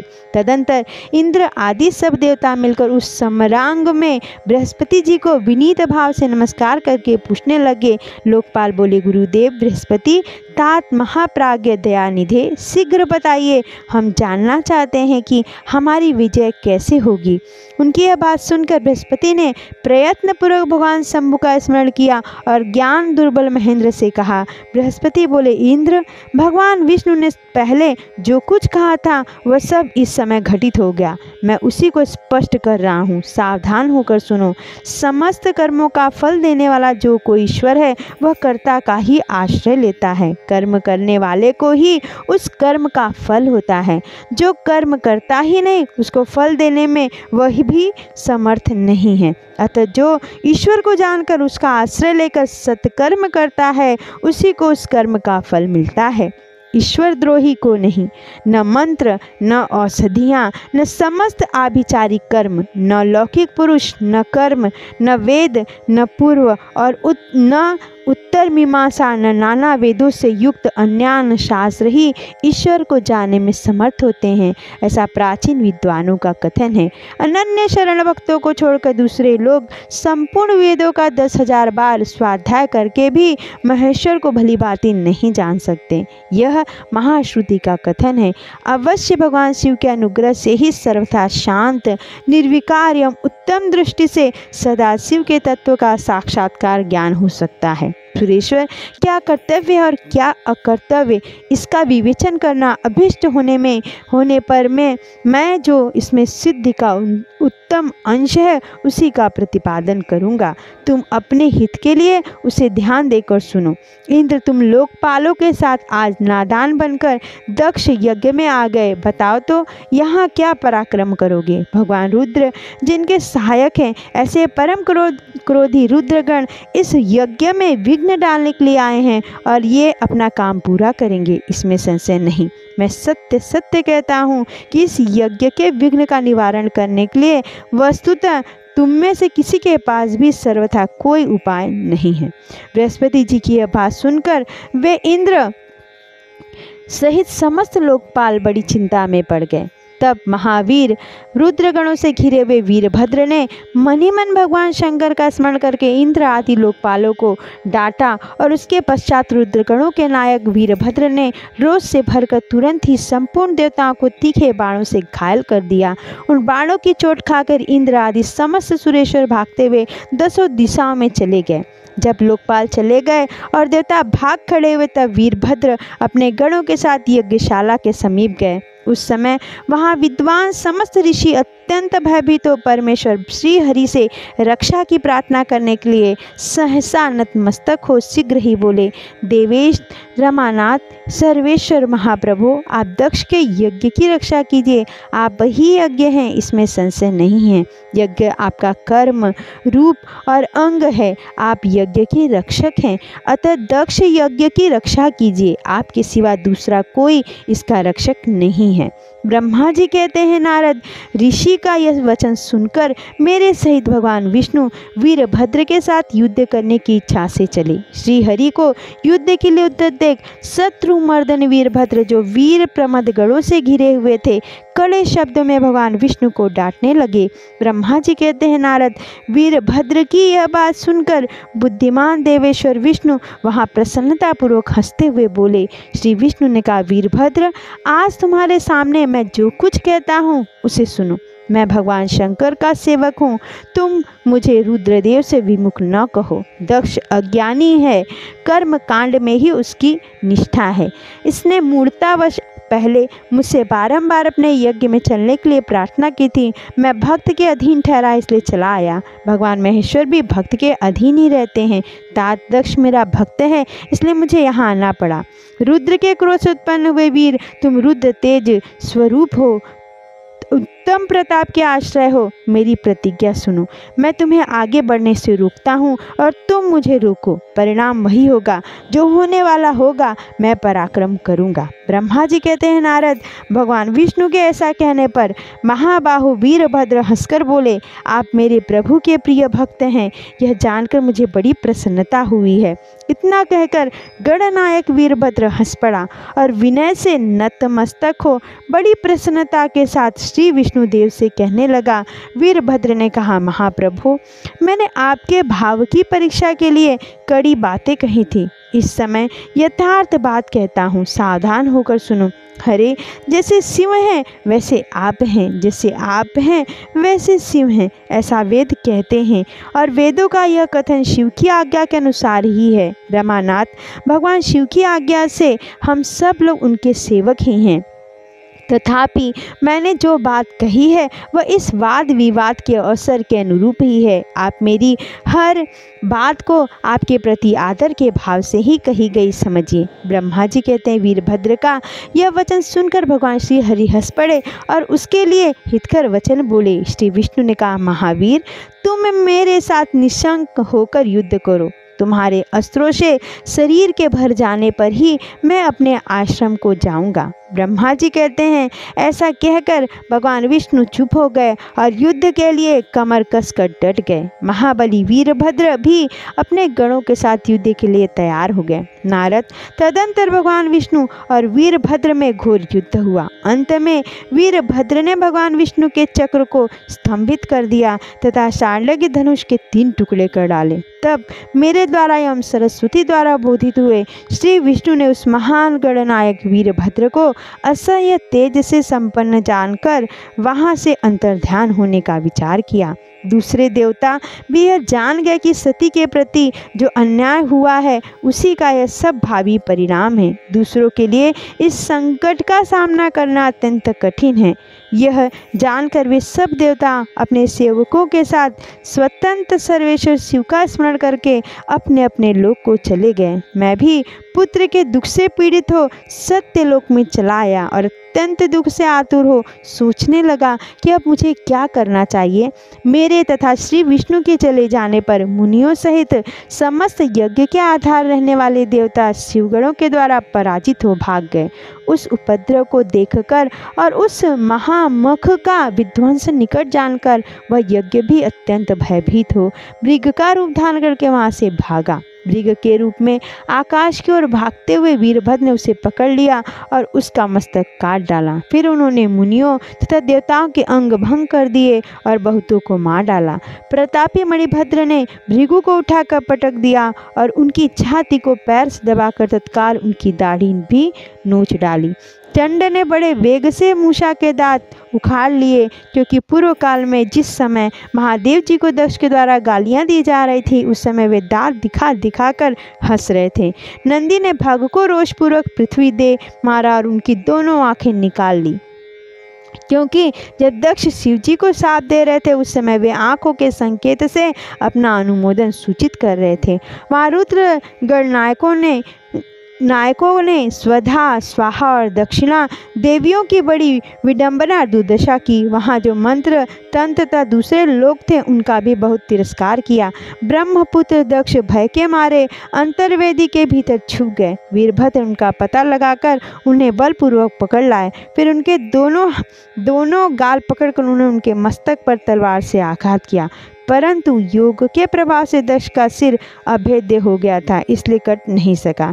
जब वीरभद्र को ज्ञात हुआ कि संपूर्ण अस्त्र शस्त्रों से इनके मस्तक का भेदन नहीं हो सकता, तब उन्होंने दक्ष की छाती पर पैर रखकर दबाया और दोनों हाथ से गर्दन मरोड़कर तोड़ डाली। फिर शिवद्रोही दुष्ट दक्ष के उस सिर को गणनायक वीरभद्र ने अग्निकुंड में डाल दिया। तदंतर जैसे सूर्य घोर अंधकार राशि का नाश करके उदयाचल पर आरूढ़ होते हैं, उसी प्रकार वीरभद्र दक्ष और उनके यज्ञ का विध्वंस करके कृत्य कार्य हो तुरंत ही वहाँ से उत्तम कैलाश पर्वत की ओर चले गए। वीरभद्र को काम पूरा करके आया देख परमेश्वर शिव मन ही मन बहुत संतुष्ट हुए और उन्होंने उन्हें वीर प्रमथ गणों का अध्यक्ष बना दिया। ओम। इसी के साथ अध्याय 36वां और 37वां पूर्ण हुआ। ओम। अध्याय 38वां। सूत जी कहते हैं, महर्षियों, अमित बुद्धिमान ब्रह्मा जी की कही हुई यह कथा सुनकर द्विजश्रेष्ठ नारद विस्मय में पड़ गए। उन्होंने प्रसन्नतापूर्वक प्रश्न किया। नारद जी ने पूछा, पिताजी, भगवान विष्णु शिव जी को छोड़कर अन्य देवताओं के साथ दक्ष के यज्ञ में क्यों चले गए, जिसके कारण वहाँ उनका तिरस्कार हुआ? क्या वे प्रलयकाली पराक्रम वाले भगवान शंकर को नहीं जानते थे? फिर उन्होंने अज्ञानी पुरुष की भांति रुद्रगणों के साथ युद्ध क्यों किया? करुणानिधे, मेरे मन में बहुत ही बड़ा संदेह है। आप कृपा करके मेरे इस संशय को नष्ट कर दीजिए। प्रभु, मन में उत्साह पैदा करने वाले शिव चरित्र को कहिए। ब्रह्मा जी कहते हैं, नारद, पूर्व काल में राजा झुव की सहायता करने वाले श्री हरि को दधीच मुनि ने शाप दे दिया था, जिससे उस समय वे इस बात को भूल गए और वे दूसरे देवताओं के साथ ले दक्ष के यज्ञ में चले गए। दधीच ने क्यों शाप दिया, यह सुनो। प्राचीन काल में श्रुव नाम से प्रसिद्ध एक महातेजस्वी राजा हो गए थे।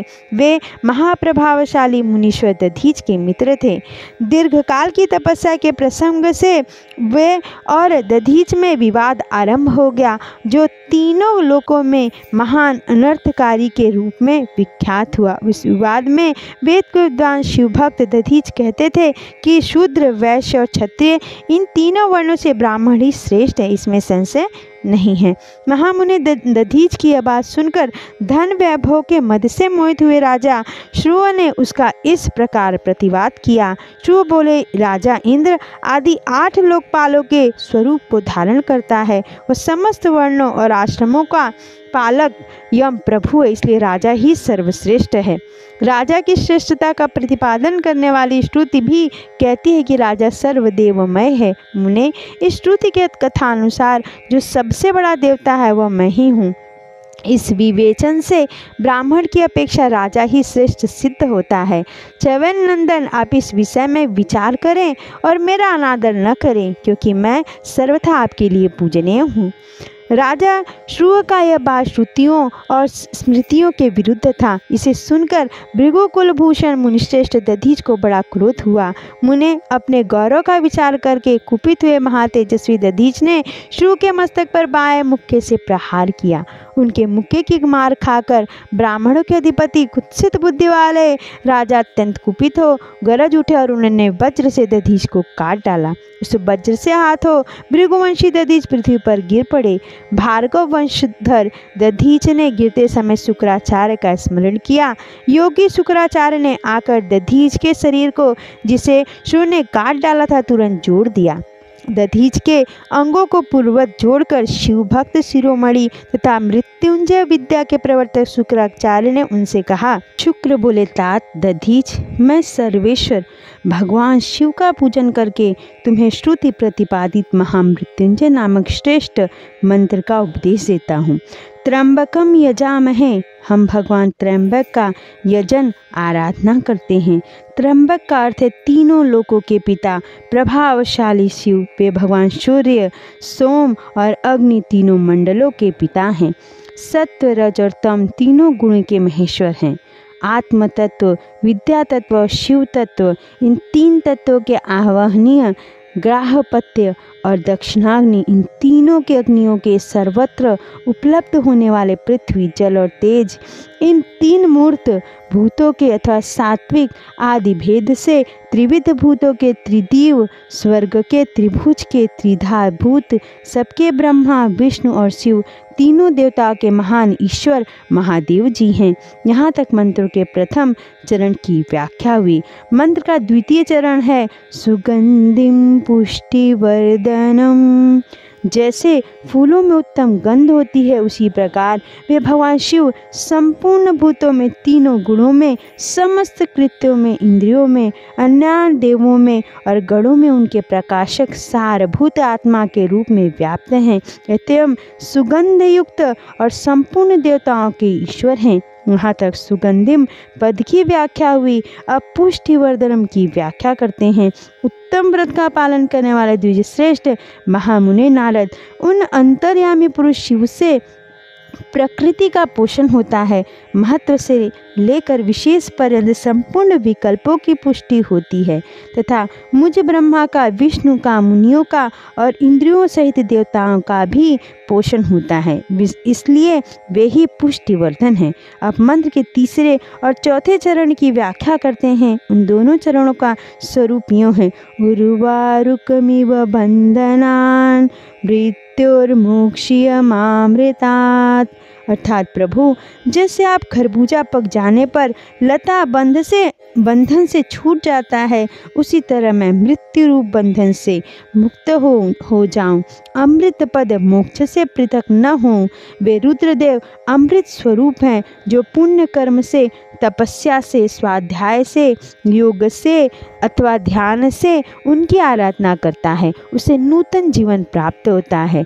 इस सत्य के प्रभाव से भगवान शिव स्वयं ही अपने भक्त को मृत्यु के सूक्ष्म बंधन से मुक्त कर देते हैं, क्योंकि वे भगवान ही बंधन और मोक्ष देने वाले हैं।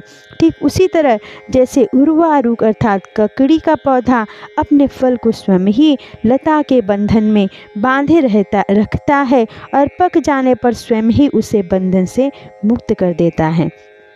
यह मृत संजीवनी मंत्र है, जो मेरे मत से सर्वोत्तम है। तुम प्रेम पूर्वक नियम से भगवान शिव का स्मरण करते हुए इस मंत्र का जप करो। जप और हवन के पश्चात इसी से अभिमंत्रित किए हुए जल को दिन और रात में पियो तथा शिव विग्रह के समीप बैठकर उन्हीं का ध्यान करते रहो। इससे कहीं भी मृत्यु का भय नहीं रहता। न्यास आदि सब कार्य करके विधिवत भगवान शिव की पूजा करो। ये सब करके शांत भाव से बैठकर भक्तिवत्सल शंकर का ध्यान करना चाहिए। मैं भगवान शिव का ध्यान बता रहा हूँ, उसके अनुसार उनका चिंतन करके मंत्र जप करना चाहिए। इस तरह निरंतर जप करने से बुद्धिमान पुरुष भगवान शिव के प्रभाव से उस मंत्र को सिद्ध कर लेता है। मृत्युंजय का ध्यान।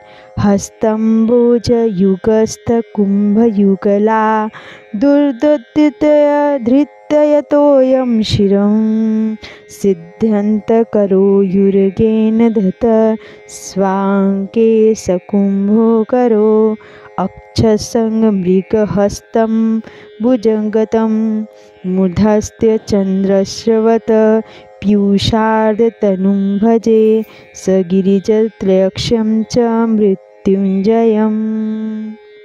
जो अपने 2 कर कमलों में रखे हुए 2 कलशों से जल निकालकर उनसे ऊपर वाले 2 हाथों द्वारा अपने मस्तक को सींचते हैं, अन्य 2 हाथों में 2 खड़े लिए हैं, उन्हें अपनी गोद में रखे हुए तथा शेष 2 हाथों में रुद्राक्ष मृग मुद्रा धारण करते हैं, कमल के आसन पर बैठे हैं, सिर पर स्थित चंद्रमा से निरंतर झरते हुए अमृत से जिनका सारा शरीर भींगा हुआ है तथा जो 3 नेत्र धारण करने वाले उन भगवान मृत्युंजय का जिनके साथ गिरिजानंदिनी है, उमा भी विराजमान है, मैं भजन करता हूँ, चिंतन करता हूँ।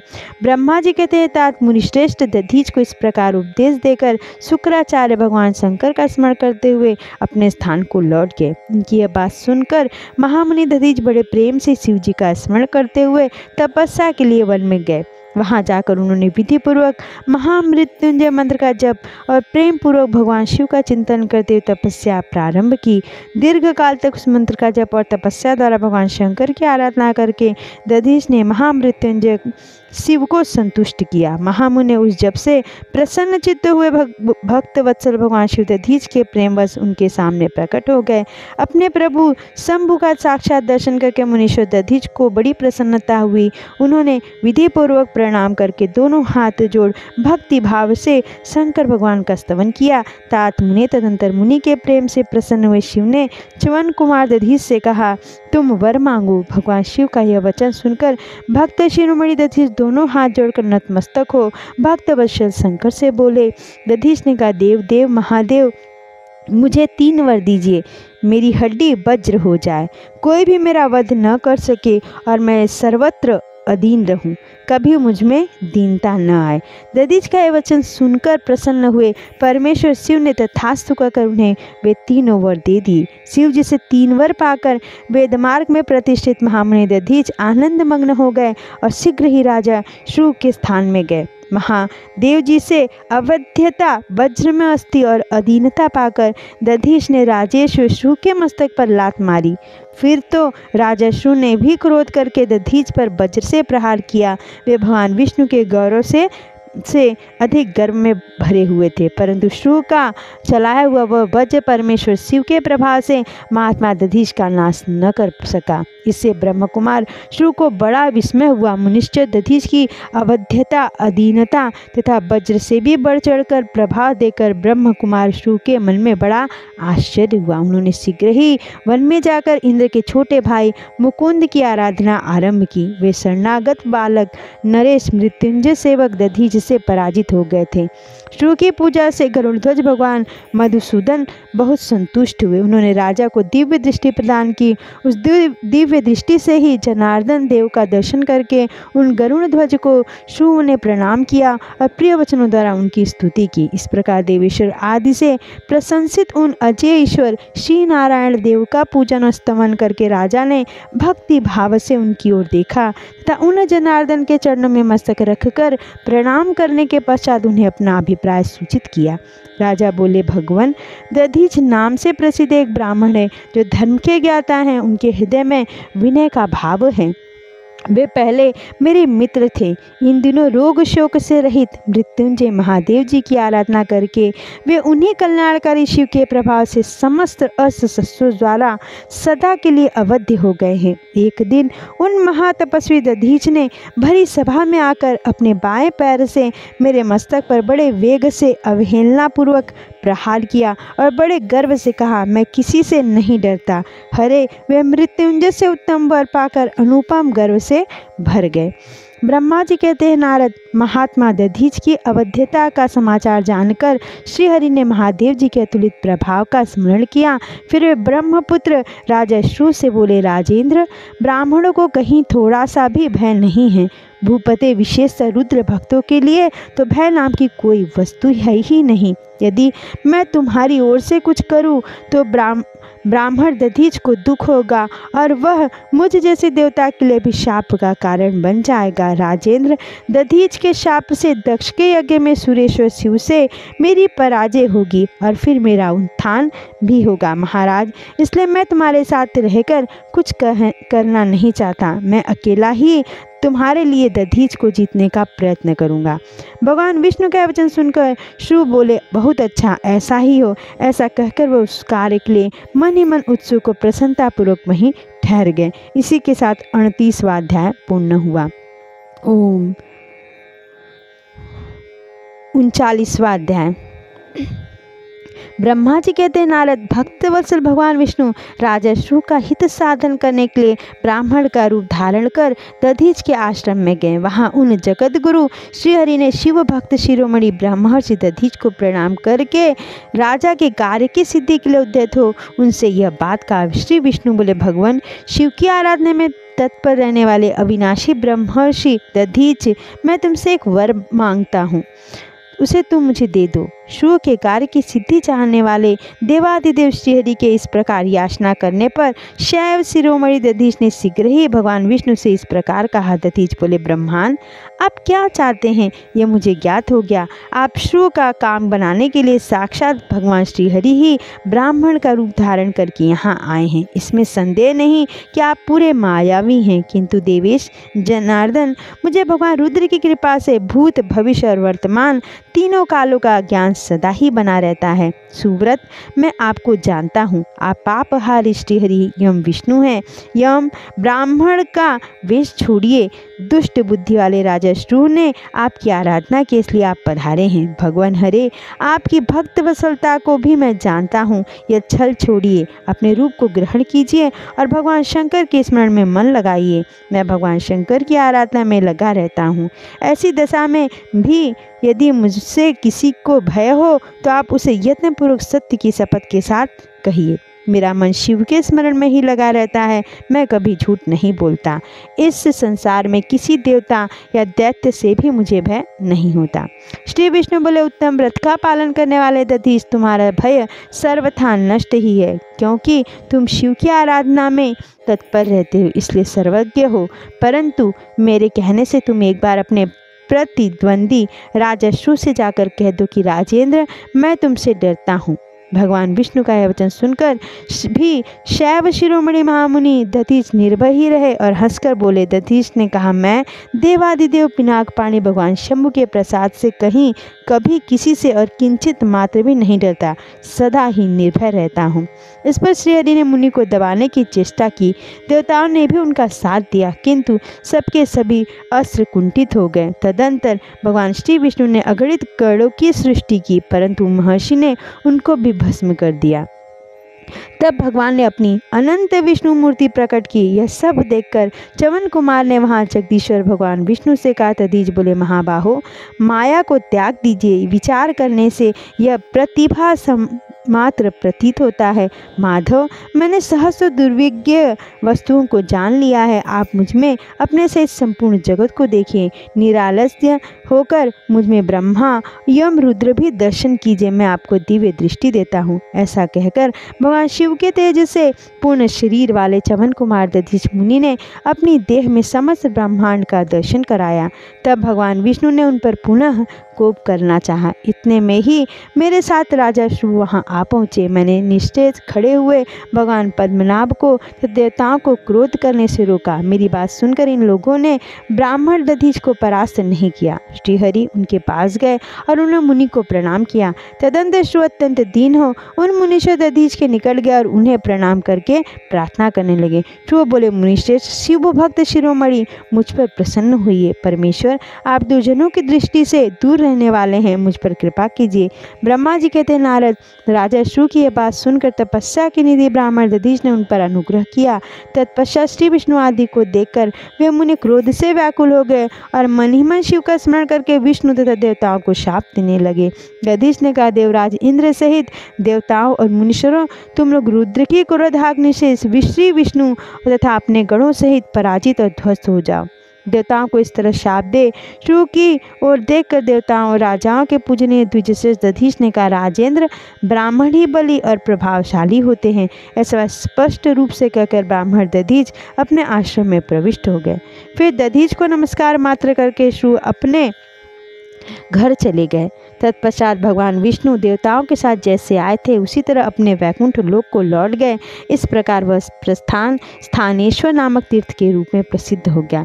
स्थानेश्वर की यात्रा करके मनुष्य शिव का सायुज्य प्राप्त कर लेता है। तात मैंने तुम्हें संक्षेप में शु और दधीच के विवाद की कथा सुनाई और भगवान शंकर को छोड़कर केवल ब्रह्मा और विष्णु को ही जो शाप प्राप्त हुआ उसका भी वर्णन किया। और शु और दधीच के विवाद संबंधी इस प्रसंग का नित्य पाठ करता है वह अपमृत्यु को जीतकर देह त्याग के पश्चात ब्रह्मलोक में जाता है। जो इसका पाठ करके रणभूमि में प्रवेश करता है उसे कभी मृत्यु का भय नहीं होता तथा वह निश्चय ही विजयी होता है। ओम 39वां अध्याय यहाँ पूर्ण हुआ। अध्याय 40वां। नारद जी ने कहा, विधाता महाप्राज्ञ, आप शिव तत्व का साक्षात्कार कराने वाले हैं। आपने यह बड़ी अद्भुत एवं रमणीय शिव लीला सुनाई है। तात वीर भद्र जब दक्ष के यज्ञ का विनाश करके कैलाश पर्वत पर चले गए तब क्या हुआ, यह हमें बताइए। ब्रह्मा जी बोले, नारद, रुद्र देव के सैनिकों ने जिनके अंग भंग कर दिए थे वे समस्त पराजित देवता और मुनि उस समय मेरे लोक में आए। वहाँ मुझ स्वयंभू को नमस्कार करके सबने बारंबार मेरा स्तवन किया। फिर अपने विशेष केश को पूर्ण रूप से सुनाया। उसे सुनकर मैं पुत्र शोक से पीड़ित हो गया और अत्यंत व्यग्र हो व्यथित चित्त से बड़ी चिंता करने लगा। फिर मैंने भक्ति भाव से भगवान विष्णु का स्मरण किया। इससे मुझे समयोचित ज्ञान प्राप्त हुआ। तदंतर देवताओं और मुनियों के साथ मैं विष्णु लोक में गया और वहाँ भगवान विष्णु को नमस्कार एवं नाना प्रकार के श्रोतोद्वार उनकी स्तुति करके उनसे अपना दुख निवेदन किया। मैंने कहा, देव, जिस तरह भी यज्ञ पूर्ण हो, यजमान जीवित हो और समस्त देवताओं तथा मुनि सुखी हो जाए वैसा उपाय कीजिए। देव रमानाथ, देव सुखदायक विष्णु, हम देवता और मुनि निश्चय ही आपकी शरण में आए हैं। मुझ ब्राह्मण की यह बात सुनकर भगवान लक्ष्मीपति विष्णु, जिनका मन सदा शिव में लगा रहता है और जिनके हृदय में कभी दीनता नहीं आती, शिव का स्मरण करके इस प्रकार बोले। श्री विष्णु ने कहा, देवताओं, परम समर्थ तेजस्वी पुरुष से कोई अपराध बन जाए तो भी उसके बदले में अपराध करने वाले मनुष्यों के लिए वह अपराध मंगलकारी नहीं हो सकता। विधाता, समस्त देवता परमेश्वर शिव के अपराधी हैं क्योंकि उन्होंने भगवान शिव को यज्ञ का भाग नहीं दिया। अब तुम सब लोग शुद्ध हृदय से शीघ्र ही प्रसन्न होने वाले उन भगवान शिव के पैर पकड़कर उन्हें प्रसन्न करो, उनसे क्षमा मांगो, जिन भगवान के कुपित होने पर ये सारा जगत नष्ट हो जाता है तथा जिनके शासन से लोकपालों सहित यज्ञ का जीवन शीघ्र ही समाप्त हो जाता है। वे भगवान महादेव इस समय अपनी प्राण वल्लभा सती से बिछुड़ गए हैं तथा अत्यंत दुरात्मा दक्ष ने अपने दुर्वचन रूपी बाणों से उनके हृदय को पहले से ही घायल कर दिया है। अतः तुम लोग शीघ्र ही जाकर उनसे अपने अपराधों के लिए क्षमा मांगो। विधे, उन्हें शांत करने का केवल यही सबसे बड़ा उपाय है। मैं समझता हूँ ऐसा करने से भगवान शंकर को संतोष होगा। यह मैंने सच्ची बात कही है। ब्राह्मण, मैं भी तुम सब लोगों के साथ शिव के निवास स्थान पर चलूँगा और उनसे क्षमा मांगूंगा। देवता आदि सहित मुझ ब्राह्मण को इस प्रकार आदेश देकर श्रीहरि ने देवगणों के साथ कैलाश पर्वत पर जाने का विचार किया। तदंतर देवता, मुनि और प्रजापति आदि जिनके स्वरूप ही हैं, वे श्रीहरि उन सबको साथ ले अपने वैकुंठ धाम से भगवान शिव के शुभ निवास गिरीश श्रेष्ठ कैलाश को गए। कैलाश भगवान शिव को सदा ही अत्यंत प्रिय है। मनुष्यों से भिन्न किन्नर, अप्सराएं और योग सिद्धि महात्मा पुरुष उसका भली भांति सेवन करते हैं तथा वह पर्वत बहुत ही ऊंचा है। उसके निकट रुद्रदेव के मित्र कुबेर की अलका नामक महादिव्य एवं रमणीय पुरी है, जिसे सब देवताओं ने देखा। उस पुरी के पास ही सौगंधिक वन भी देवताओं की दृष्टि में आया, जो सब प्रकार के वृक्षों से हरा भरा एवं दिव्य था। उसके भीतर सर्वत्र सुगंध फैलाने वाले सौगंधिक नामक कमल दिखे हुए थे, खिले हुए थे। उसके बाहरी भाग में नंदा और अलकनंदा, ये दो अत्यंत पावन दिव्य सरिताएं बहती हैं, जो दर्शन मात्र से प्राणियों के पाप हर लेती हैं। यक्षराज कुबेर की अलकापुरी और सौगंधित वन को पीछे छोड़कर आगे बढ़ते हुए देवताओं ने थोड़ी ही दूर पर शंकर जी के वट वृक्ष को देखा। उसने चारों ओर अपनी अविचल छाया फैला रखी थी। वह वृक्ष 100 योजन ऊंचा था और उसकी शाखाएं 75 योजन तक फैली हुई थी। उस पर कोई घोंसला नहीं था और ग्रीष्म का ताप तो उसमें सदा दूर ही रहता था। बड़े बड़े पुण्यात्मा पुरुषों को ही उसका दर्शन हो सकता था। वह परम रमणीय और अत्यंत पावन है। वह दिव्य वृक्ष भगवान शंभु को योग स्थल है, योगियों के द्वारा सेव्य परम उत्तम है। मुमुक्षुओं के आश्रयभूत उस महायोगमय वट वृक्ष के नीचे विष्णु आदि सब देवताओं ने भगवान शंकर को विराजमान देखा। मेरे पुत्र महासिद्ध सनकादि, जो सदा शिव भक्तों में तत्पर रहने वाले और शांत है, बड़ी प्रसन्नता के साथ उनकी सेवा में बैठे थे। भगवान शिव का श्री विग्रह परम शांत दिखाई देता था। उनके सखा कुबेर, जो गुहाकों और राक्षसों के स्वामी, अपने सेवक गणों तथा कुटुंबीजनों के साथ सदा विशेष रूप से उनकी सेवा किया करते थे। वे परमेश्वर शिव उस समय तपस्वी जनों को परम प्रिय लगने वाला सुंदर रूप धारण किए बैठे थे। भस्म आदि से उनके अंगों की बड़ी शोभा हो रही थी। भगवान शिव अपने वत्सल स्वभाव के कारण सारे संसार से के सुहृदय हैं। नारद, उस दिन वे एक कुशासन पर बैठे थे और सब संतों के सुनते हुए तुम्हारे प्रश्न करने पर तुम्हें उत्तम ज्ञान का उपदेश दे रहे थे। वे बायां चरण अपनी दाईं जांघ पर और बायां हाथ बाएं घुटने पर रखे कलाई में रुद्राक्ष की माला डाले सुंदर तर्क मुद्रा से विराजमान थे। इस रूप में भगवान शिव का दर्शन करके उस समय विष्णु आदि सब देवताओं ने दोनों हाथ जोड़कर मस्तक झुकाकर तुरंत उनके चरणों में प्रणाम किया। मेरे साथ भगवान विष्णु को आया देख सत्पुरुषों के आश्रयदाता भगवान रुद्र उठकर खड़े हो गए और उन्होंने सिर झुकाकर उन्हें प्रणाम भी किया। फिर विष्णु आदि सब देवताओं ने जब भगवान शिव को प्रणाम कर लिया तब उन्होंने मुझे नमस्कार किया। ठीक उसी तरह जैसे लोगों को उत्तम गति प्रदान करने वाले भगवान विष्णु प्रजापति कश्यप को प्रणाम करते हैं। तत्पश्चात देवताओं, सिद्धों, गणाधीशों और महर्षियों से नमस्कृत तथा स्वयं भी श्री विष्णु को एवं मुझको नमस्कार करने वाले भगवान शिव से श्री हरि ने आदरपूर्वक वार्तालाप आरंभ किया। इसी के साथ अध्याय 40वां पूर्ण हुआ। देवताओं ने भगवान शिव की अत्यंत विनय के साथ अध्याय 41वां। देवताओं ने भगवान शिव की अत्यंत विनय के साथ स्तुति करते हुए अंत में कहा, आप पर उत्कृष्ट परमेश्वर परात्पर तथा परात्परतर हैं। आप सर्वव्यापी विश्व मूर्ति महेश्वर को नमस्कार है। आप विष्णु कलत्र, विष्णु क्षेत्र, भानु भैरव, शरणागत वत्सल, त्र्यंबक तथा विहरणशील हैं। आप मृत्युंजय है, शोक भी आपका ही रूप है। आप त्रिगुण एवं गुणात्मा हैं। चंद्रमा, सूर्य और अग्नि आपके नेत्र हैं। आप सबके कारण तथा धर्म मर्यादा स्वरूप हैं। आपको नमस्कार है। आपने अपने ही तेज से संपूर्ण जगत को व्याप्त कर रखा है। आप निर्विकार, प्रकाशपूर्ण, चिदानंद स्वरूप पर ब्रह्मा परमात्मा है। महेश्वर ब्रह्मा, विष्णु, इंद्र और चंद्र आदि समस्त देवता तथा मुनि आपसे ही उत्पन्न हुए। चूँकि आप अपने शरीर को 8 भागों में विभक्त करके समस्त संसार का पोषण करते हैं, इसलिए अष्टमूर्ति कहलाते हैं। आप ही सबके आदि कारण करुणा में ईश्वर हैं। आपके भय से यह वायु चलती है। आपके भय से अग्नि जलाने का काम करते हैं। आपके भय से सूर्य तपता है और आपके ही भय से मृत्यु सब ओर दौड़ती फिरती है। दया सिंधु महेशान परमेश्वर, प्रसन्न होइए।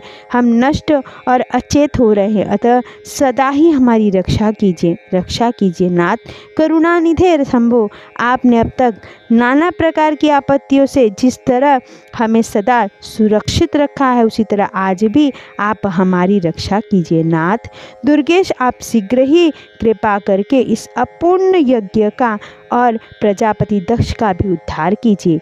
भग को अपनी आँखें मिल जाएं, यजमान दक्ष जीवित हो जाएं और पूछों के साथ के दांत जम जाएं और भृगु की दाढ़ी मुझ पहले जैसी हो जाए। शंकर आयुधों और पत्थरों की वर्षा से जिनके अंग भंग हो गए हैं, उन देवता आदि पर आप सर्वथा अनुग्रह करें, जिससे उन्हें पूर्णतः आरोग्य लाभ हो। नाथ, यज्ञ कर्म पूर्ण होने पर जो कुछ शेष रहे वह सब आपका पूरा पूरा भाग हो, इसमें और कोई भी हस्तक्षेप न करे। रुद्रदेव, आपके भाग्य से ही यज्ञ पूर्ण हो, अन्यथा नहीं। ऐसा कहकर मुझ ब्रह्मा के साथ सभी देवता अपराध क्षमा कराने के लिए उद्यत हो हाथ जोड़ भूमि पर दंड के समान पड़ गए। ब्रह्मा जी कहते हैं, नारद, मुझे ब्रह्मा, लोकपाल, प्रजापति तथा मुनियों सहित श्रीपति विष्णु के अनुनय विनय करने पर महेश्वर शिव प्रसन्न हो गए। देवताओं को आश्वासन दे हंसकर उन पर परम अनुग्रह करते हुए करुणा निधान परमेश्वर शिव ने कहा, श्री महादेव जी बोले, सूर्यश्रेष्ठ और ब्रह्मा और विष्णुदेव, आप दोनों सावधान होकर मेरी बात सुने।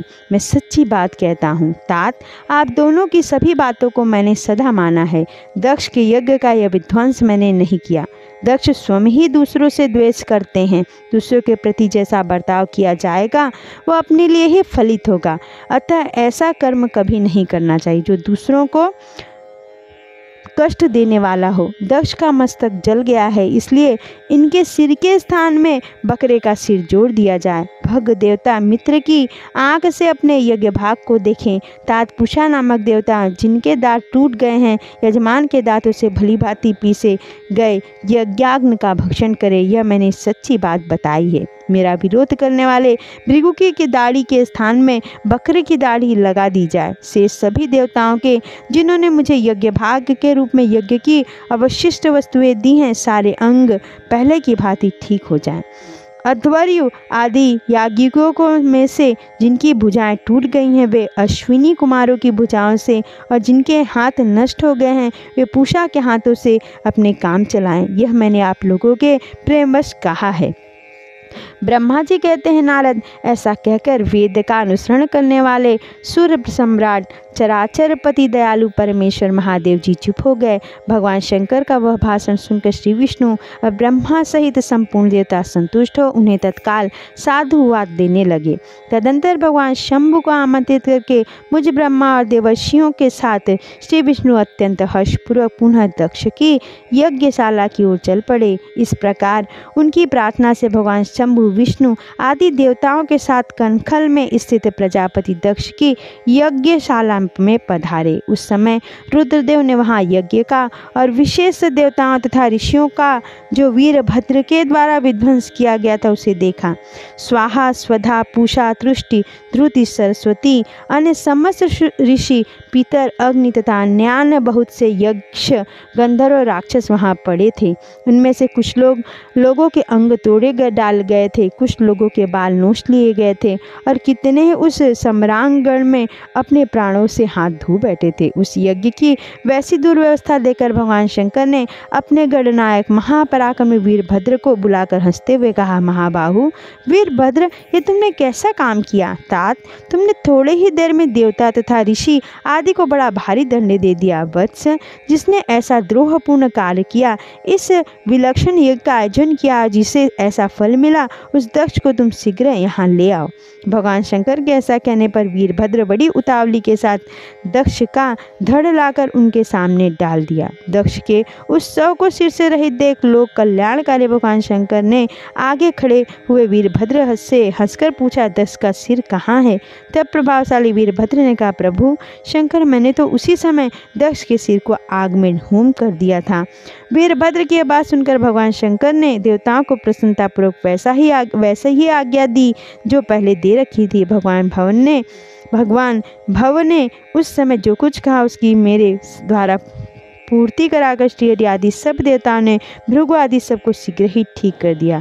तदंतर शंभु के आदेश से प्रजापति के धड़ के साथ यज्ञ पशु बकरे का सिर जोड़ दिया गया। उस सिर के जोड़े जाते ही शंभु की सुदृष्टि पड़ने से प्रजापति के शरीर में प्राण आ गए और वे तत्काल सोकर जगे हुए पुरुष की भांति उठकर खड़े हो गए।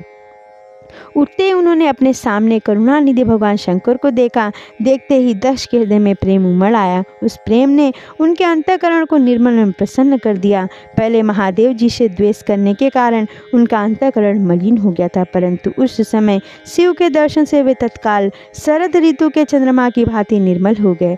उनके मन में भगवान शिव की स्तुति करने का विचार उत्पन्न हुआ, परंतु वे अनुरागाधिक्य के कारण तथा अपनी मरी हुई पुत्री का स्मरण करके व्याकुल हो जाने के कारण तत्काल उनका स्तवन न कर सके।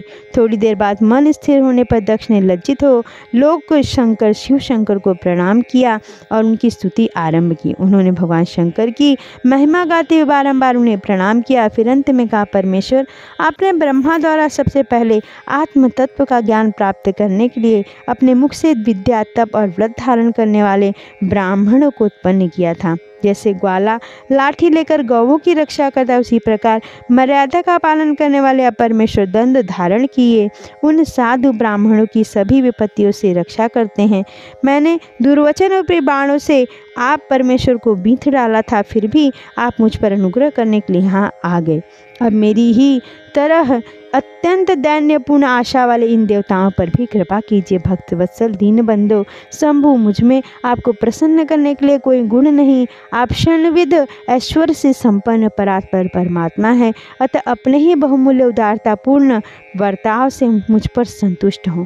ब्रह्मा जी कहते हैं, नारद, इस प्रकार लोक कल्याणकारी महाप्रभु महेश्वर शंकर की स्तुति करके विनीत चित्त प्रजापति दक्ष चुप हो गए। तदंतर श्री विष्णु ने हाथ जोड़कर भगवान वृषभध्वज को प्रणाम करके प्रसन्नतापूर्वक हृदय और वाष्प गदगद वाणी द्वारा उनकी स्तुति आरंभ की। तदंतर मैंने कहा, देवेश्वर महादेव करुणा सागर प्रभु, आप स्वतंत्र परमात्मा है, अद्वितीय अविनाशी हैं, परमेश्वर हैं, देव ईश्वर। आपने मेरे पुत्र पर अनुग्रह किया, अपने अपमान की और कुछ भी ध्यान न देकर दक्ष के यज्ञ का उद्धार किया। देवेश्वर, आप प्रसन्न होइए और समस्त शापों को दूर कर दीजिए। आप सज्ञान हैं, अतः आप ही मुझे कर्तव्य की ओर प्रेरित करने वाले हैं और आप ही कर्तव्य से रोकने वाले हैं। महामुने, इस प्रकार परम महेश्वर की स्तुति करके मैं दोनों हाथ जोड़कर मस्तक झुकाकर खड़ा हो गया। तब सुंदर विचार रखने वाले इंद्र आदि देवता और लोकपाल शंकर देव की स्तुति करने लगे। उस समय भगवान शिव का मुखारविंद प्रसन्नता से खिल उठा था। इसके बाद प्रसन्न चित्त हुए समस्त देवताओं, दूसरे दूसरे सिद्धों, ऋषियों और प्रजापतियों ने भी शंकर जी का सहर्ष स्तमन किया। इसके अतिरिक्त उपदेवों, नागों, सदस्यों तथा ब्राह्मणों ने पृथक पृथक प्रणाम पूर्वक बड़े भक्तिभाव से उनकी स्तुति की। इसी के साथ अध्याय 41वां और 42वां पूर्ण हुआ। अध्याय 43वां। ब्रह्मा जी कहते हैं, नारद, इस प्रकार श्री विष्णु के, मेरे देवताओं, ऋषियों के तथा अन्य लोगों की स्तुति करने पर महादेव जी बड़े प्रसन्न हुए। फिर उन शंभु ने समस्त ऋषियों, देवता आदि को कृपा दृष्टि से देखकर तथा मुझ ब्रह्मा और विष्णु का समाधान करके दक्ष से इस प्रकार कहा। महादेव जी बोले, प्रजापति दक्ष, मैं जो कुछ कहता हूँ सुनो। मैं तुम पर प्रसन्न हूँ। यद्यपि मैं सबका ईश्वर और स्वतंत्र हूँ, तो भी सदा ही अपने भक्तों के अधीन रहता हूँ। 4 प्रकार के पुण्यात्मा पुरुष मेरा भजन करते हैं। दक्ष प्रजापति उन चारों भक्तों में पूर्व की अपेक्षा उत्तरोत्तर श्रेष्ठ हैं। उनमें पहला आर्त, दूसरा जिज्ञासु, तीसरा अर्थार्थी और चौथा ज्ञानी है। पहले के 3 तो सामान्य श्रेणी के भक्त हैं, किंतु चौथा का अपना विशेष महत्व है। उन सब भक्तों में चौथा ज्ञानी ही मुझे अधिक प्रिय है। वह मेरा रूप माना गया है, उससे बढ़कर दूसरा कोई मुझे प्रिय नहीं है। यह मैं सत्य सत्य कहता हूँ। मैं आत्मज्ञ हूँ। वेद वेदांत के पारगामी विद्वान ज्ञान के द्वारा मुझे जान सकते हैं। जिनकी बुद्धि मंद है, वे ही ज्ञान के बिना मुझे पाने का प्रयत्न करते हैं। कर्म के अधीन हुए मूढ़ मानव मुझे वेद, यज्ञ, दान और तपस्या द्वारा भी कभी नहीं पा सकते। अतः दक्ष, आज से तुम बुद्धि के द्वारा मुझ परमेश्वर को जानकर ज्ञान का आश्रय ले समाहित चित्त होकर कर्म करो। प्रजापते, तुम उत्तम बुद्धि के द्वारा मेरी दूसरी बात भी सुनो। मैं अपने सगुण स्वरूप के विषय में भी इस गोपनीय रहस्य को धर्म की दृष्टि से तुम्हारे सामने प्रकट करता हूँ। जगत का परम कारण रूप मैं ही ब्रह्मा और विष्णु हूँ। मैं सबका आत्मा, ईश्वर और साक्षी हूँ। स्वयं प्रकाश तथा निर्विशेष हूँ। मुने अपनी त्रिगुणात्मिका माया को स्वीकार करके मैं ही जगत की सृष्टि, पालन और संहार करता हूँ। उन क्रियाओं के अनुरूप ब्रह्मा विष्णु रुद्र नामक धारण करता हूँ। उस अद्वितीय भेद रहित केवल विशुद्ध मुझ पर ब्रह्मा परमात्मा में ही अज्ञानी पुरुष ब्रह्मा ईश्वर तथा अन्य समस्त जीवों को भिन्न रूप से देखता है। जैसे मनुष्य अपने सिर और हाथ आदि अंगों में ये मुझसे भिन्न है, ऐसी परकीय बुद्धि कभी नहीं करता, उसी तरह मेरा भक्त प्राणी मात्र में मुझसे भिन्न नहीं देखता। दक्ष, मैं ब्रह्मा और विष्णु तीनों स्वरूपतः एक ही हैं तथा हम ही संपूर्ण जीव रूप हैं। ऐसा समझकर जो हम तीनों देवताओं में भेद नहीं रखता, वही शांति प्राप्त करता है। जो नराधम हम तीनों देवताओं में भेद बुद्धि रखता है, वह निश्चय ही जब तक चंद्रमा और तारे रहते हैं तब तक नरक में निवास करता है। दक्ष, यदि कोई विष्णु भक्त होकर मेरी निंदा करता है और मेरा भक्त होकर विष्णु की निंदा करता है, तो तुम्हें दिए हुए पूर्वोक्त सारे शाप उन्हीं दोनों को प्राप्त होंगे। निश्चय ही उन्हें तत्व ज्ञान की प्राप्ति नहीं हो सकती। ब्रह्मा जी कहते हैं, मुने, भगवान महेश्वर के इस सुखदायक वचन को सुनकर सब देवता मुनि आदि को उस अवसर पर बड़ा हर्ष हुआ।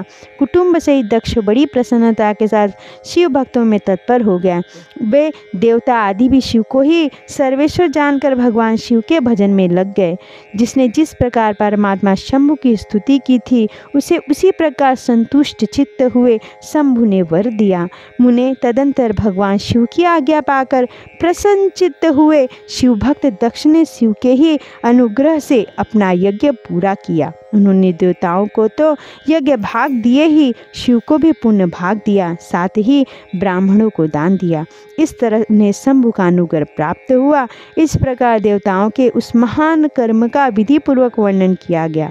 प्रजापति ने ऋत्विजों के सहयोग से उस यज्ञ कर्म को विधिवत समाप्त किया। मुनीश्वर, इस प्रकार पर ब्रह्मा स्वरूप शंकर के प्रसाद से वह दक्ष का यज्ञ पूरा हुआ। तदंतर सब देवता और ऋषि संतुष्ट हो भगवान शिव के यश का वर्णन करते हुए अपने अपने स्थान को चले गए।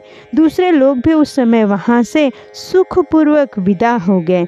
मैं और श्री विष्णु भी अत्यंत प्रसन्न हो भगवान शिव के सर्व मंगलदायक सुयश का निरंतर गान करते हुए अपने अपने स्थान को सानंद चले गए। सतपुरुषों के आश्रयभूत महादेव जी भी दक्ष से सम्मानित हो प्रीति और प्रसन्नता के साथ गणों सहित अपने निवास स्थान कैलाश पर्वत को चले गए। अपने पर्वत पर आकर शंभु ने अपनी प्रिया सती का स्मरण किया और प्रधान प्रधान गणों से उनकी कथा कही। इस प्रकार दक्ष कन्या सती यज्ञ में अपने शरीर को त्याग कर फिर हिमालय की पत्नी मेनका के गर्भ से उत्पन्न हुई, यह बात प्रसिद्ध है। फिर वहाँ तपस्या करके गौरी शिवा ने भगवान शिव का पति रूप में वरण किया। वे उनके वामांग में स्थान पाकर अद्भुत लीलाएं करने लगी। नारद, इस तरह मैंने तुमसे सती के परम अद्भुत दिव्य चरित्र का वर्णन किया है, जो भोग और मोक्ष को देने वाला है तथा संपूर्ण कामनाओं को पूर्ण करने वाला है। यह उपाख्यान पाप को दूर करने वाला, पवित्र एवं परम पवन पावन है, स्वर्ग तथा यश तथा आयुध को देने वाला है तथा पुत्र पौत्र रूप फल प्रदान करने वाला है। तात, जो भक्तिमान पुरुष भक्ति भाव से लोगों को यह कथा सुनाता है, वह इस लोक में संपूर्ण कर्मों का फल पाकर परलोक में परम गति को प्राप्त कर लेता है। इसी के साथ अध्याय 43वां पूर्ण हुआ। रुद्र संहिता का सती खंड यहाँ पर संपूर्ण हुआ। ओम नमः शिवाय। ओम नमः शिवाय। ओम नमः शिवाय। ओम नमः शिवाय। ओम नमः शिवाय। ओम नमः शिवाय। ओम नमः शिवाय। ओम नमः शिवाय। ओम नमः शिवाय। ओम नमः शिवाय। ओम नमः शिवाय।